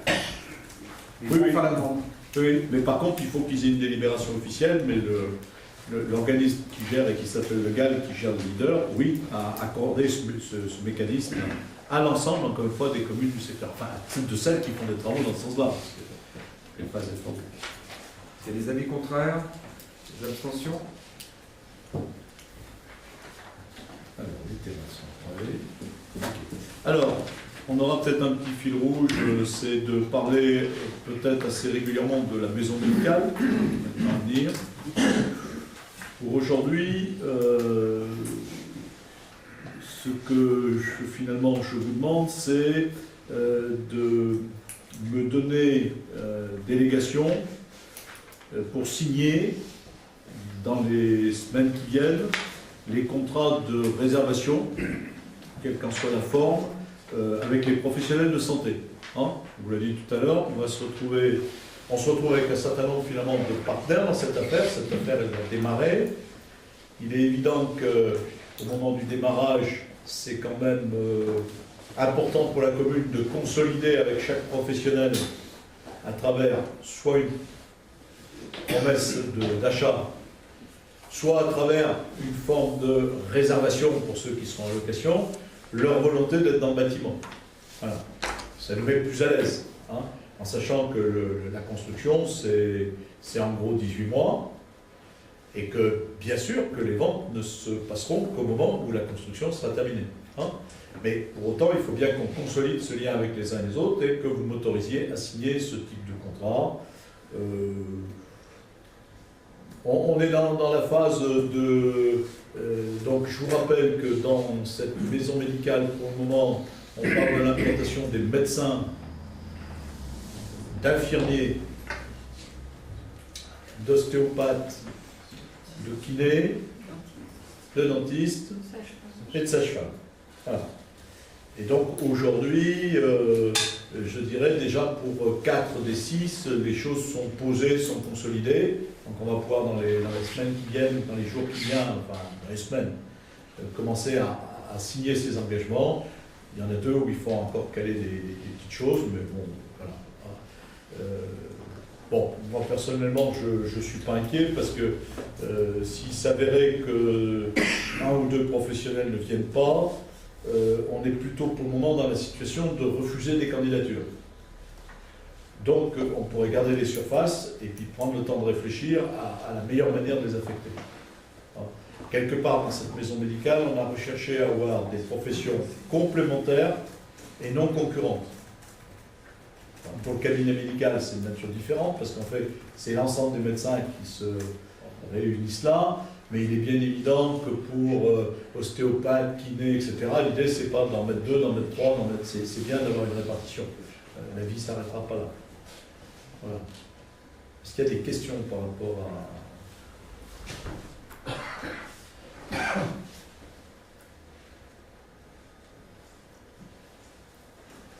Alors, s'il n'y a pas de questions, y a-t-il des avis contraires? Des abstentions? Je vous remercie. Alors, on a un événement qui n'arrive pas tous les jours. Je vous propose l'acquisition d'un terrain de 1988 mètres carrés au prix de 700 €. Donc, qu'est-ce que ça a d'exceptionnel? Ben, je crois que c'est la première fois que j'achète un terrain à une personne qui a 105 ans. Voilà. Et c'est difficile de négocier avec elle. Voilà. Donc il a fallu arrondir la proposition vers le haut. Voilà. Donc vous voyez peut-être pas bien à l'écran, mais à peu près. Alors il se trouve que tout le tellement intérieur de ce secteur est à la commune jusqu'au ruisseau qui fait la limite avec Malvalette qui est un peu plus bas. C'est pas celui-là, c'est celui d'après. Non, plus bas. Voilà, plus là. Voilà. Donc on a une immense parcelle en bas qui est à nous. Et cette parcelle, elle vient en complément en haut. Et quand on se réfère au cadastre, à la carte hygiène, c'est l'emplacement d'un ancien chemin qui descendait de l'Hermée avant l'arrivée de la route départementale et qui permettait de descendre en bas jusqu'au ruisseau. Voilà. Donc cette parcelle était un peu au milieu. Elle a dû être, dans une époque lointaine, peut-être les années 50, en état de prairie ou de champ. Hein. Après, je ne sais pas si on peut dire la forêt, la lande a un peu gagné là-dessus. Voilà. Donc, 2000 mètres carrés, 700 €, 105 ans. Et si ça se trouve, elle va bouffer l'héritage avant que les enfants y a-t-il des avis contraires? Ah, pardon. On voit rien d'abord sur vos images. C'est le principe. C'est le principe, mais il faudrait baisser la lumière là-bas. Nous, on voit mieux parce qu'on a la télé. Pour l'instant, on accède comment cette parcelle? Alors, c'est ce que j'ai essayé maladroitement sans doute d'expliquer. C'est que quand on se réfère au cadastre, il y avait bien un chemin. Alors, le chemin, si on veut le situer, il descendait de l'Hermée. On va l'appeler chemin Reviron, tiens. Il descendait vers le lotissement Reviron, là. Il existe encore. Hein, c'est pour localiser. Hein. Et il descendait tout droit. Quand la route départementale a été créée, ça doit être les années 85, ce chemin, il n'a pas vraiment été rétabli. Mais il existe, il est cadastré. Il y a un chemin. Simplement, depuis, personne ne s'est inquiété de le nettoyer. Et d'ailleurs, ces parcelles n'ont plus été exploitées, puisqu'elles avaient basculé de l'autre côté de la route. Donc, en fait, il y a un chemin qui mène à ces parcelles. Et en fait, quand même, quand on y va, il y a un chemin qui mène à cette parcelle. Il faut le chercher, mais voilà. Il y a un peu de broussaille, un peu de... Voilà. Et donc, il suit naturellement je dirais cette crête, il suit naturellement cette crête jusqu'au bout. Après, il est un tout petit peu plus rude parce que ça descend un peu plus vertical. Voilà. Okay. C'est bon? Et pourquoi l'acquisition? Pour faire plaisir à la dame de 150. Non, parce que ça complète le tellement qu'on a en bas, puisque nous, on a vraiment la parcelle juste en dessous, et que il n'y a que cette parcelle qui fait obstacle à la prolongation du chemin. Le chemin communal, il s'arrêtait vraiment à la limite de cette parcelle. Même si physiquement il continue, il s'arrêtait à la limite de cette parcelle. Donc nous, dans notre parcelle à nous, on peut le refaire, le chemin, il n'y a pas de souci en dessous. Mais sur cette parcelle-là, on aurait pu éventuellement ne rien dire à la centenaire, qui n'y va pas souvent, et passer. Mais on a trouvé plus correct de la joindre, ce qu'on a pu faire, et de lui proposer d'acheter sa parcelle. Voilà. Et à ce moment-là, on peut rétablir cette continuité en tant que besoin. C'est bon? Des avis contraires? Des abstentions? Je vous remercie. Par contre, j'ai une autre question. Quand vous nous mettez les comptes rendus, vous donnerez le numéro de parcelle, mais il lui manque les 3 préfixes pour le retrouver sur map. On s'emmerde, la ligne. Si c'est très simple de le marquer, on ne les trouve pas. Hein. Voilà. Les éléments que vous nous donnez, on ne les trouve pas. Hein. Même avec point Gouffre. Il manque les 3 premiers. On les trouve jamais. Hein. Si on n'a pas les index. Ils sont faux, hein, les éléments que vous nous donnez. Il faut. On vous donne les numéros de parcelles cadastrales. Eh bien, cherchez avec ça sur le. Sur le map. On n'a pas les préfixes avant, alors après, on en retrouve des numéros qui ne correspondent pas à ces parcelles. Donc ce serait bien, on a vraiment la vie. C'est noté, Brigitte. Ça, vous faites le coup de maths, il va vous demander, il y a 3 cases à remplir, et vous donnez 2 cases, c'est moins 2 cases. Vous donnez la charge. Alors, sur une deuxième parcelle, alors, est-ce qu'on a une image? Très bien.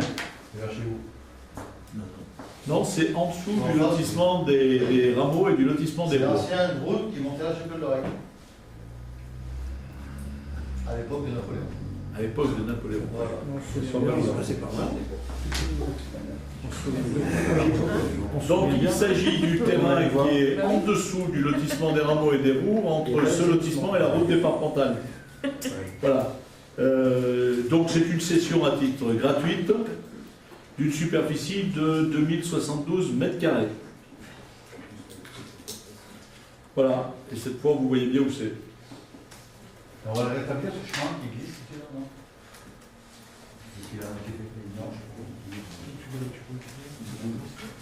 A priori, non. A priori, non. Pourquoi pas un jour? Je ne sais pas, mais a priori, non. Là-dessus, des avis contraires? Des abstentions? Je vous remercie. Alors, 2 délibérations. Monsieur Chavant, commissaire enquêteur, a remis bien évidemment ses conclusions suite à l'enquête publique préalable au déclassement du chemin du fleuve et à la désaffection et à l'alignation du chemin rural de la déchetterie. Il a émis un avis favorable.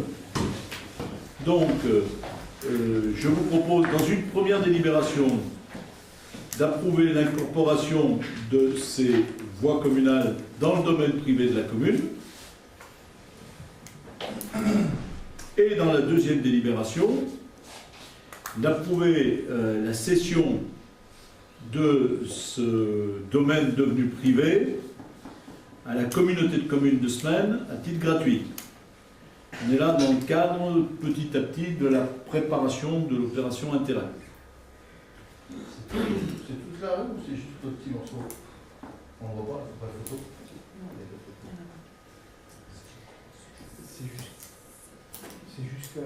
C'est l'ensemble du chemin jusqu'à la porte qui dessert la cuisine de la salle de fête. On garde notre accès. D'accord, donc c'est pas un chemin, c'est une route. Ben, il y a ces deux. Il y a ce bout de route et puis il y a le chemin qui descend lui. Alors le chemin, c'est l'intégralité du bout du chemin. Et la route, c'est on garde bien sûr notre accès à la salle des fêtes. Comme on parlait d'un chemin, je pensais que ça s'arrêtait au château. Parce que là, vu que c'est en enlevé. C'est après la salle des fêtes. Ok, alors, les délibérations dans l'ordre. La première, c'est on intègre dans le domaine privé de la commune. Y a-t-il des avis contraires? Des abstentions?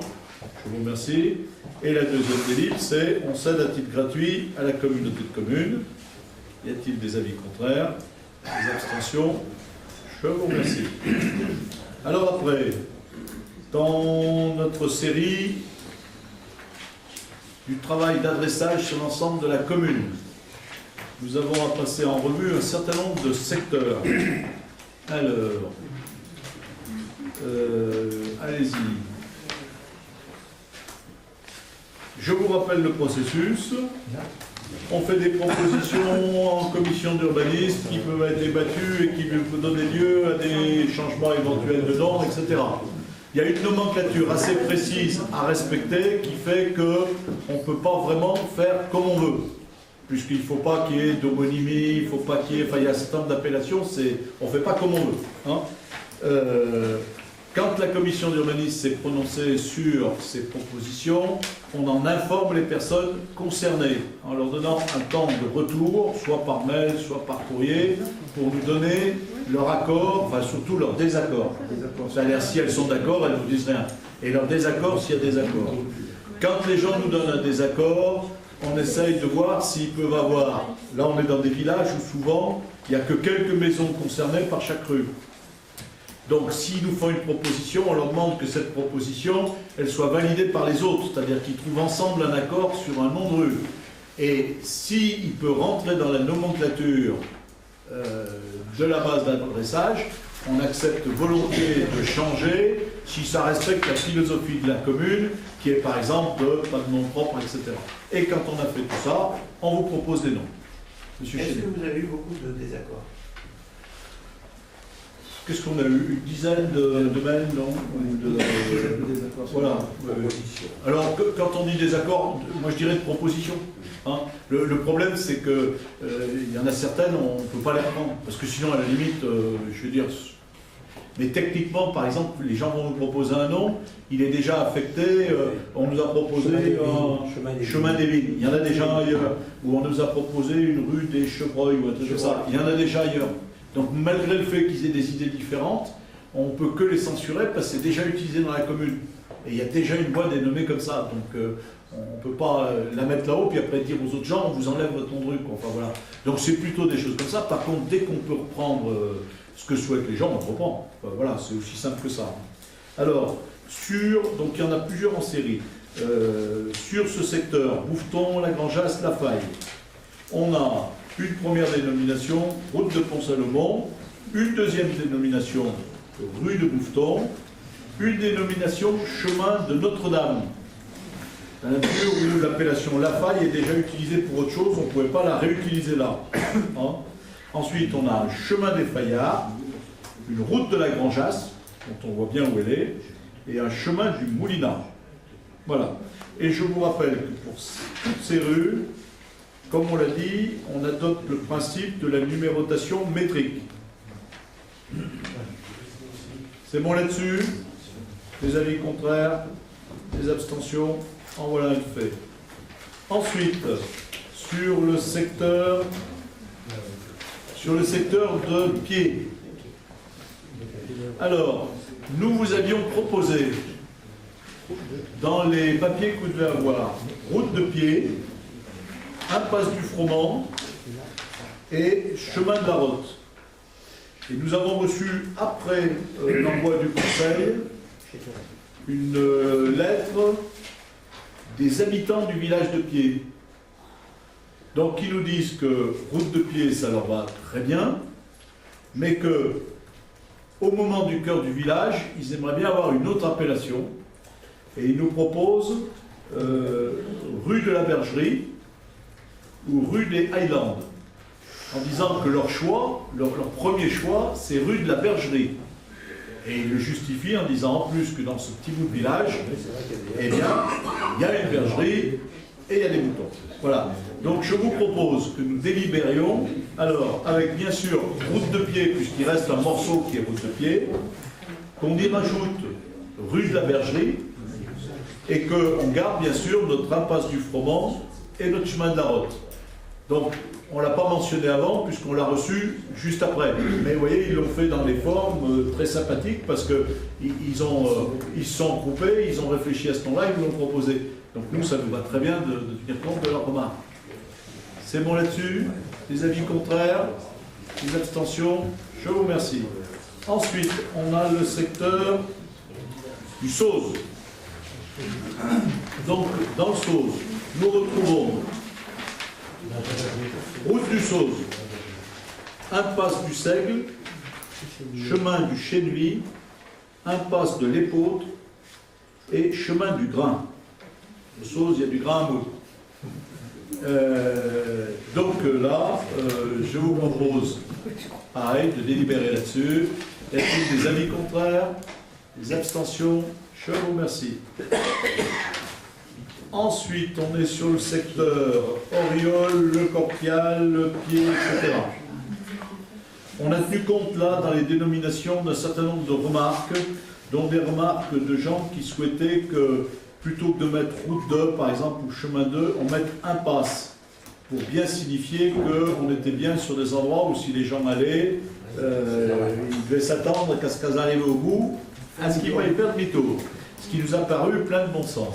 Voilà. Donc on a cette dénomination, la route du Coquial, l'impasse d'Oriol, qui descend à la Tour, l'impasse du Maïs, la route de Pifois, le chemin Les Branches, le chemin de la Tour d'Oriol, et puis on vous avait proposé impasse du Sémoire, et là de la même manière, on a reçu une proposition tardive, mais de tous les habitants de l'impasse, qui est de la nommer impasse de la Virole.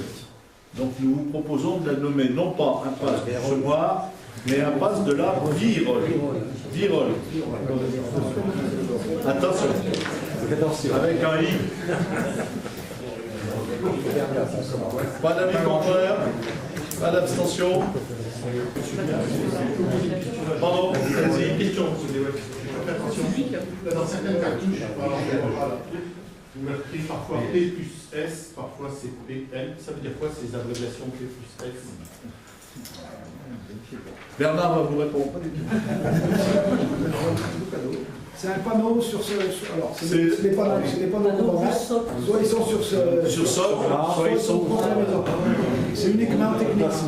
C'est les documents de travail. Ah oui, je pense. Eh bien, je crois que j'en ai terminé.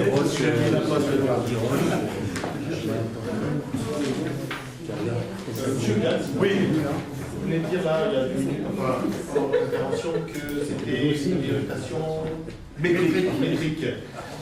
Ça, c'est pour les nouvelles rues. Cette logique de numérotation métrique, vous le faites aussi pour les rues déjà numérotées ou pas? Oui. On le fera aussi? Oui. Toutes les rues d'Aurec seront numérotées. Oui. Renumérotées. Tout à fait. Alors, quand ça, vous fait dans quel tempo, dans quel timing? Oui, je pense qu'à chaque conseil, on va en passer parce que il y a, alors, dans le centre, après, il y a des endroits où on pourra sans doute aller plus vite parce qu'en fait, les rues existent. Et si les rues existent, il n'y a pas de raison de les renommer. Donc, on ne va pas ouvrir de questionnement là-dessus, sauf pour certaines où on a des homonymies ou autres. Donc, on en aura quand même quelques-unes où il va falloir se repositionner. On aura aussi en particulier tous ceux qui s'appellent lotissement de. Parce que ça ne marche pas. Dans l'inscription nationale, il n'y a pas de lotissement de. Donc on est obligé de mettre un nom de rue et on ne peut pas dire lotissement les Châtaigniers et puis on a les numéros pour les gens. Voilà. Donc au centre, il y aura moins de travail, on n'aura pas à créer les rues, il y aura du travail parce qu'on aura à en corriger. Et puis après, mais le travail de numérotation, il se fait, enfin, je dirais sans vous, il n'y a pas de délibération, puisque c'est de la mesure. On a un an de travail. Alors après, quand les numérotations vont être refaites, on va informer chaque citoyen de sa nouvelle. Après nos délibérations ici, ces mentions vont être portées dans une banque de données nationale qui finalement officialise ce nouvel adressage avec le nom et le numéro métrique. Et à partir de là, on peut le mettre en œuvre sur le terrain. Alors on va pouvoir remettre en œuvre nos noms de rue, puisque les noms de rue, on peut les mettre en place, il n'y a pas de problème. Mais il faut quand même attendre cette validation. Voilà. Alors il est évident qu'à partir du moment où on va mettre en place les noms de rue et les numéros, on va faire un petit dossier à chaque personne, lui indiquant les démarches à effectuer. Puisqu'en fait, il y a des démarches à faire. Alors, il y a des démarches facilitées par un certain nombre de sites, où en s'inscrivant, ça va automatiquement à la caisse primaire d'assurance maladie, à truc à machin, en s'inscrivant qu'à un endroit. Il y a aussi des démarches à faire à plusieurs sites tout de même. Et puis, il y a des démarches vis-à-vis de la voiture, de la carte grise, etc. Bon, voilà. Donc, c'est un moment de désagrément. C'est pas pour les gens, c'est pas forcément un moment sympathique, il y a du travail administratif. Donc on leur détaillera, c'est-à-dire qu'ils recevront le petit dossier avec les démarches à faire, comment les faire. Bon, on peut même imaginer que dans quelques cas, on puisse aider quelques personnes qui seraient un peu seules ou dans le désarroi. Après, ça va peut-être se jouer autrement. Voilà. Mais oui, il y a une bonne année encore de travail. Et dans cette numérotation métrique, côté droit ou côté gauche? Non. Mais nous en rêvons depuis des années. Ils sont en marche. Nous, ça ne gêne pas. Oui, super. Vous nous avez intégré sur une commission pour ces non-drus. Oui. Mais on y participe, franchement, en tant que spectateur. Pourquoi? C'est déjà tout fait. C'est des propositions, monsieur Perrin. Oui, mais peut-être qu'il y aura une grosse commission. C'est des propositions. Mais vous comprenez bien qu'on peut pas y aller à 15 sur le terrain pour réfléchir au terrain nombreux. On voit bien quand on balance les normes aux personnes, automatiquement ça revient avec une cinquantaine de propositions. On va bien, vous verrez, si on faisait 100 commissions, pour un nombreux, on va être... Alors là, je peux vous certifier que nous sommes totalement ouverts aux propositions de l'opposition. D'accord. Mais il faut qu'elle respecte les règles nationales, les règles locales, pas de nom propre, etc. Après, et qu'elles aient une cohérence. On essaye, si vous voulez. Après, qu'est-ce que vous voulez? C'est sûr qu'on pourrait discuter à l'infini des non-drus. Bon.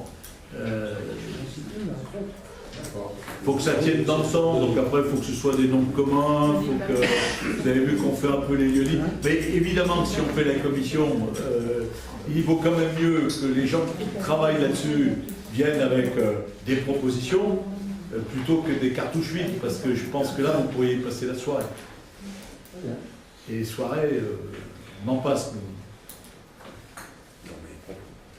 C'est bon? Donc pour cette fois, c'est fait.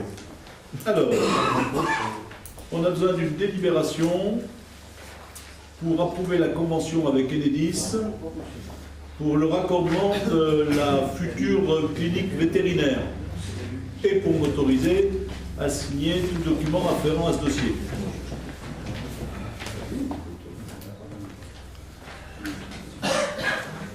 Des questions? Je sens qu'il y a un peu de distraction peut-être. Bon, donc chaque dossier, et même celui d'une clinique vétérinaire, génère beaucoup de travail pour nous, pour nos services, y compris d'ailleurs pour convaincre les gens de venir s'installer sur notre commune. Rien ne se fait tout seul. Il n'y a pas de génération spontanée, les gens ils n'arrivent pas comme ça et puis ils ne s'implantent pas. Et là, entre autres, et on aura sans doute à le revoir encore, parce qu'il y a des ventes de terrain, des choses à faire. Là, on est sur la convention pour l'installation des réseaux électriques. Des avis contraires? Des abstentions? Je vous remercie. Alors, un sujet que nous avions déjà évoqué, et sur lequel nous avions déjà émis un avis, je ne sais plus, mais c'était en 2017. C'est un dossier d'extension d'un élevage de porcs sur la commune de Saint-Ferriol-de-Roure. Je vous rappelle qu'on avait déjà émis un avis qualifié de réservé. Donc ce dossier a été corrigé, retravaillé, je ne sais pas comment il faut dire, par le demandeur. On l'a rencontré. Sébastien l'a rencontré. Bon, donc on va vous faire part un petit peu, nous, de ce qu'on pense, et puis on a de nouveau exprimé un avis par rapport à cette installation, cette extension. Sébastien? Alors, sur le projet qui a été présenté au mois de juin, l'inspecteur des installations classiques pour la protection de l'environnement a demandé au porteur de projet de revoir son projet, notamment de l'installation de parcs en extérieur qui ont été fréquentés par les cochons en continu. Donc ça aurait pu créer en fait pas mal d'érosion avec la semaine en dessous. Pas de stockage des eaux, en fait, de dispositif de stockage des eaux. Et du coup, l'éleveur propose un nouveau projet donc, qui a été mis en consultation auprès du public, comme c'est marqué dans la mail de synthèse. Ce projet, on va dire que c'est une variante du premier projet, avec l'ensemble des bêtes qui vont être à l'intérieur d'un bâtiment, donc plus sortir à l'extérieur. De cette façon, l'éleveur arrive à résoudre en fait, le problème qui lui était posé d'érosion des sols, et il peut contrôler en fait, tout ce qui est production de lisier. Il reste sur une production label rouge, puisque c'était son objectif, mais donc avec une alimentation directement dans le bâtiment et pas sortie des bêtes à l'extérieur. pour moi, ce projet-là, en termes de nombre de bêtes, c'est sensiblement, on va dire en nombre d'animaux équivalents, le même que le premier, à 100 animaux près. Donc ça ne joue pas à cette échelle-là.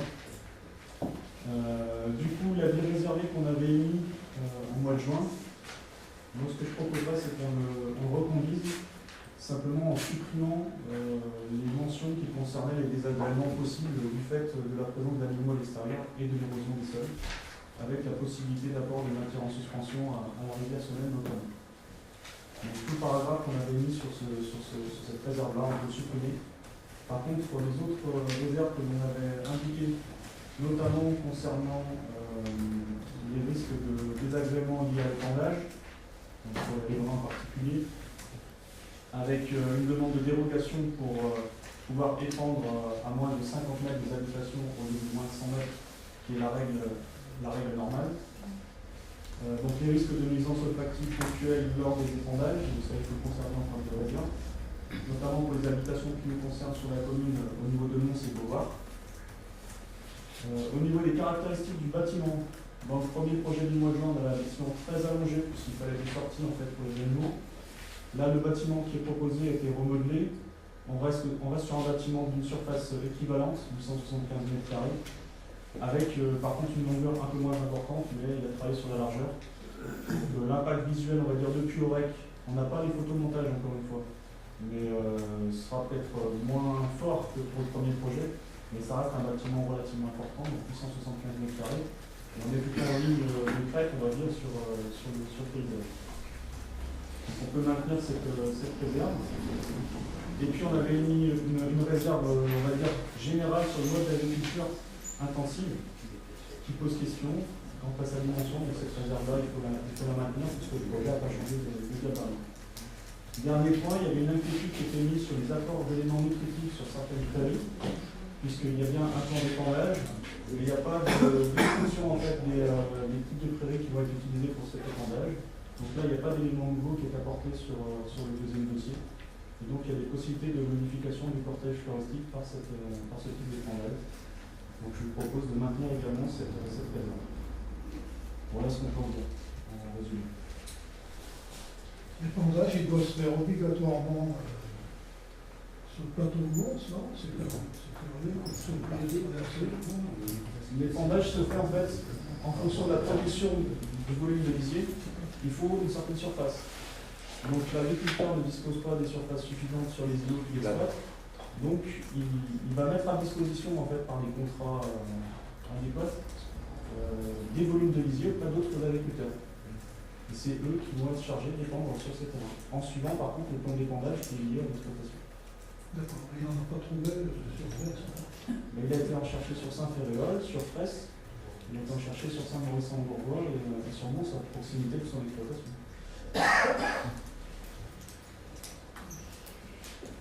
Et à force d'une belle réduction comme dans les mammifères, est-ce qu'il ne va pas carrément arrêter la côte proche?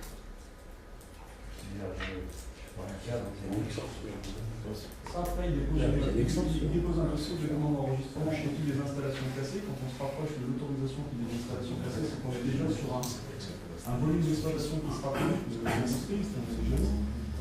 Donc après, c'est à l'inspecteur de donner son avis, de développer le projet avec les exploitants, de voir si c'est compatible avec tout un ensemble de restrictions, de réserves, de contraintes ou d'éléments qu'il faut prendre en compte sur ce secteur-là.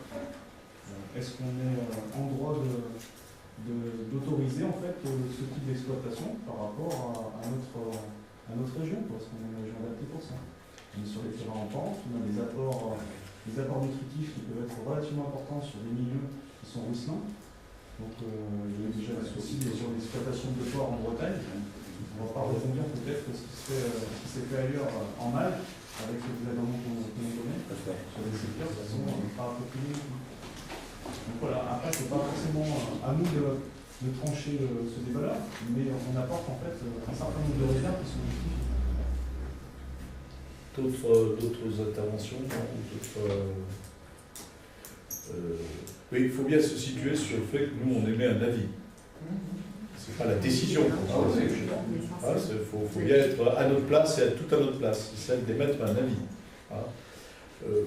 Moi, ce que je rajouterais, c'est que, alors, c'est juste pour élargir un peu l'angle de vue, au niveau du Pays de la Genevois, avec l'État et avec les professionnels de cet ensemble de l'Issingelais, on est en train de lancer un plan d'alimentation à l'échelle de ce territoire. Donc ce plan d'alimentation, les finalités, c'est très clairement la qualité de l'agriculture. Quand on dit qualité de l'agriculture, on parle très directement d'aller vers de la production bio. Alors peut-être de la production raisonnée, peut-être, il faut se donner le temps, parce qu'il faut que les professionnels puissent eux-mêmes ne pas être victimes de tout ça et puis faire évoluer leur métier, leur exploitation, etc. Donc il faut le mettre dans une dynamique. Mais un des volets de ce plan alimentaire, c'est bien la qualité de ce qu'on produit sur un terroir, sur un territoire comme le nôtre. C'est évidemment aussi la manière dont on le commercialise. Donc derrière toutes les notions de transformation qui peuvent être mises à disposition des agriculteurs eux-mêmes, toutes les filières courtes de diffusion, c'est-à-dire comment on peut fabriquer de la qualité mais la diffuser sur son propre territoire. Et puis il y a d'autres volets dans ce plan-là. Il y a des volets sur la qualité de l'alimentation. Donc ça, c'est à la fois dans nos restaurants. On avait lancé sur le territoire du pays ce qu'on appelle le bon et bien manger. On a parlé ces derniers jours d'étoiles au Michelin, mais il y a tout un tas de restaurants qui, sans étoiles, sont des lieux très précieux et très bons sur notre territoire. Et puis, dans cette qualité de l'alimentation, il y a toute la démarche de l'alimentation collective. Restauration de nos enfants, restauration de nos EHPAD. Et puis, ça fait un travail dont on voit qu'il se renforce sur quelque part un volet, on va dire presque un volet touristique. C'est-à-dire qu'à partir du moment où on permet à ceux qui produisent de développer du produit, de la proximité, de se faire connaître, de participer à la vie locale, d'avoir des achats sur les structures qui donnent à manger et d'aller vers du bon manger et des choses équilibrées, on continue avec une économie qui valorise ce territoire. Voilà. Donc ça, nous, on va le lancer. Quand on lance ce genre de choses, c'est une démarche à moyen long terme. Hein. On est dans des démarches qui impliquent les professionnels. Les professionnels, c'est ceux de la restauration, c'est tous ceux qui sont responsables de restauration scolaire, etc. Mais c'est tous ceux qui produisent. Et puis, on associe aussi dans ces démarches tous les acteurs du territoire. Les associations qui ont un discours sur la qualité de l'alimentation, etc. Donc c'est un peu des états généraux. Et la sortie de tout ça pour le territoire, c'est la labellisation du territoire. C'est ambitieux, puisque ça veut dire qu'à la sortie, on a une charte, on a des exigences, on a un label qualité, on a une labellisation du territoire. Et on pense que notre territoire le vaut bien, vu les qualités qu'on peut avoir sur ce territoire et sa spécificité qu'a commenté Sébastien, parce que c'est vrai qu'on est sur des territoires de montagne, avec des pentes, etc. Et il y a des choses qu'on ne peut plus faire. Il faut que nos agriculteurs y vivent et qu'on les garde et qu'ils se développent économiquement. Mais dans un autre contexte, où notre territoire, il n'est sans doute pas fait pour de la production intensive. Et donc, il faut aller vers d'autres modèles. Mais d'autres modèles, on peut bien gagner sa vie, hein, pas d'autres modèles pour que les gens gagnent mal leur vie. Voilà. Bon, donc, d'autres commentaires par rapport à cet avis qu'on proposerait de maintenir, tel qu'on l'avait déjà formulé, en ne voyant pas de progrès substantiel par rapport à la proposition qui était faite. C'est bon? Les avis contraires? Les abstentions? Je vous remercie. Eh bien, j'espère que nous ne vous avons pas épuisé, mais par contre, nous avons épuisé l'ordre du jour. Une petite information. Le passage à niveau piéton au Sauvage, qui normalement dans les faits, depuis je ne sais plus combien de temps, était censé être fermé, va physiquement être fermé avec des clôtures. Hein, donc c'est une suite, on en avait parlé, on avait délibéré, on avait dit qu'il y avait normalement des choses à faire, notre avis n'avait pas été retenu, mais là donc ça va être réellement réalisé par la SNCF. Monsieur Perra. Il y a quelques temps, on avait parlé de la passerelle au Saut du Chien, ça progresse, c'est toujours à l'arrêt. Alors, c'est un dossier communautaire, donc géré par la communauté de communes. Donc, c'est pour ça que vous n'en entendez pas parler en termes de délibération ici. On aura sans doute en délibéré un jour, puisque dans le plan de financement, la communauté de communes devrait nous solliciter. Donc, nous devons participer au financement. Hein. Par contre, c'est un dossier géré par la communauté de communes. Le bureau d'études, il a été choisi, désigné par le président de la communauté de communes. Là, le bureau d'études est en train de préparer la consultation. Donc, c'est un dossier qui avance de manière conséquente. Bon, je pense qu'on devrait être face à des propositions avant l'été. Et si ces propositions sont raisonnables par rapport aux budgets qui ont été prévus, une réalisation, je ne sais pas, à l'automne par exemple. Alors cette réalisation, je pense que elle est. Faut bien préciser ce que c'est que cet objet. Cette réalisation, elle est pour partie technique, parce que quand on est sur site, il y a 2 barrières rocheuses à franchir qui sont assez monumentales. Et donc c'est là qu'il y aura des ouvrages permettant de franchir. Alors on dit passerelle, mais c'est inapproprié. Ça sera plutôt des ouvrages en encorbellement, accrochés, ou etc. Et pas des passerelles au sens d'un truc tendu comme un pont. Hein. Donc ça, c'est les ouvrages techniques. Et puis entre ces ouvrages techniques, ça va être un sentier. Et donc ce sentier, je pense qu'il y a un certain nombre d'associations, de bénévoles, qui aimeraient bien, à la limite, participer à son tracé. Et donc ça, moi je trouve que ça serait bien si on pouvait l'envisager.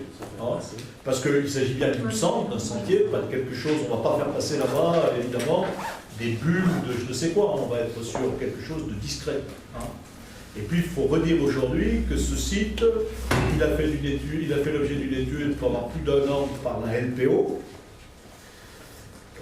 parce qu'on est dans un site Natura 2000, une zone de protection oiseaux, habitat oiseaux, et que donc si on peut le faire, c'est parce qu'au bout d'1 an et demi d'observation, on a été autorisé à le faire. Ils ont considéré que ce chemin n'apporterait pas de nuisance par rapport au site, et que les travaux étaient possibles aussi sans déranger les oiseaux, on va dire, préservés de ce secteur, puisqu'il y a un certain nombre d'espèces remarquables. Et il faut redire que ce sentier, moi je dirais que ça sera une zone de silence, d'observation de la nature, et puis sans doute une zone qui pourrait nous permettre de manier avec l'espace trail, donc une zone qui, pour les plus sportifs, au-delà de cette zone, pourront sans doute rejoindre tous les circuits trail et remonter sur Valvalette ou. C'est sans doute aussi la première pierre d'un chemin de Bordeaux qui est souhaité de la source jusqu'à Nantes, mais nous on se contentera de notre morceau des gorges, où on va essayer de prendre place au plus près du fleuve quand c'est possible, pour une découverte, là où le GR3, qui est censé être le chemin des gorges de la Loire, est souvent bien loin du fleuve. C'est-à-dire qu'il faut se rappeler que c'est celui des gorges de la Loire, parce que quand on est dessus, on ne voit même pas la Loire, et parfois, même pas les gorges, même pas dans le lointain. Voilà. Et ça, on était un peu seuls quand on a commencé à proposer ce franchissement du Saut du Chien. Ça fait un moment qu'on en parle. Aujourd'hui, ça apparaît à nos voisins comme une évidence. C'est repris à titre départemental, c'est repris par les communautés de communes voisines. L'idée est en train de faire son chemin, que ce lieu est précieux, qu'il faut l'aborder avec délicatesse, mais que ça serait bien qu'il y ait un sentier. Au même titre qu'il y a un sentier vers la Tour d'Oriol. Hein. Moi, je parle volontairement de sentier pour bien faire comprendre qu'on n'est pas dans le fait de tracer, de lâcher un bulle et puis de dire tu vas là-bas, on ouvre tout, on casse tout. Hein. Voilà. C'est un lieu intime. Voilà. Donc, espérons que... Parce qu'il est un peu compliqué ce chantier. Hein, c'est à la fois simple, sauf que c'est pas très accessible, y compris pour placer ces structures métalliques qui vont franchir les rochers. Ça répond à votre préoccupation? Oui, oui. D'autres questions? Eh bien, je vous remercie. Bonne soirée à chacun.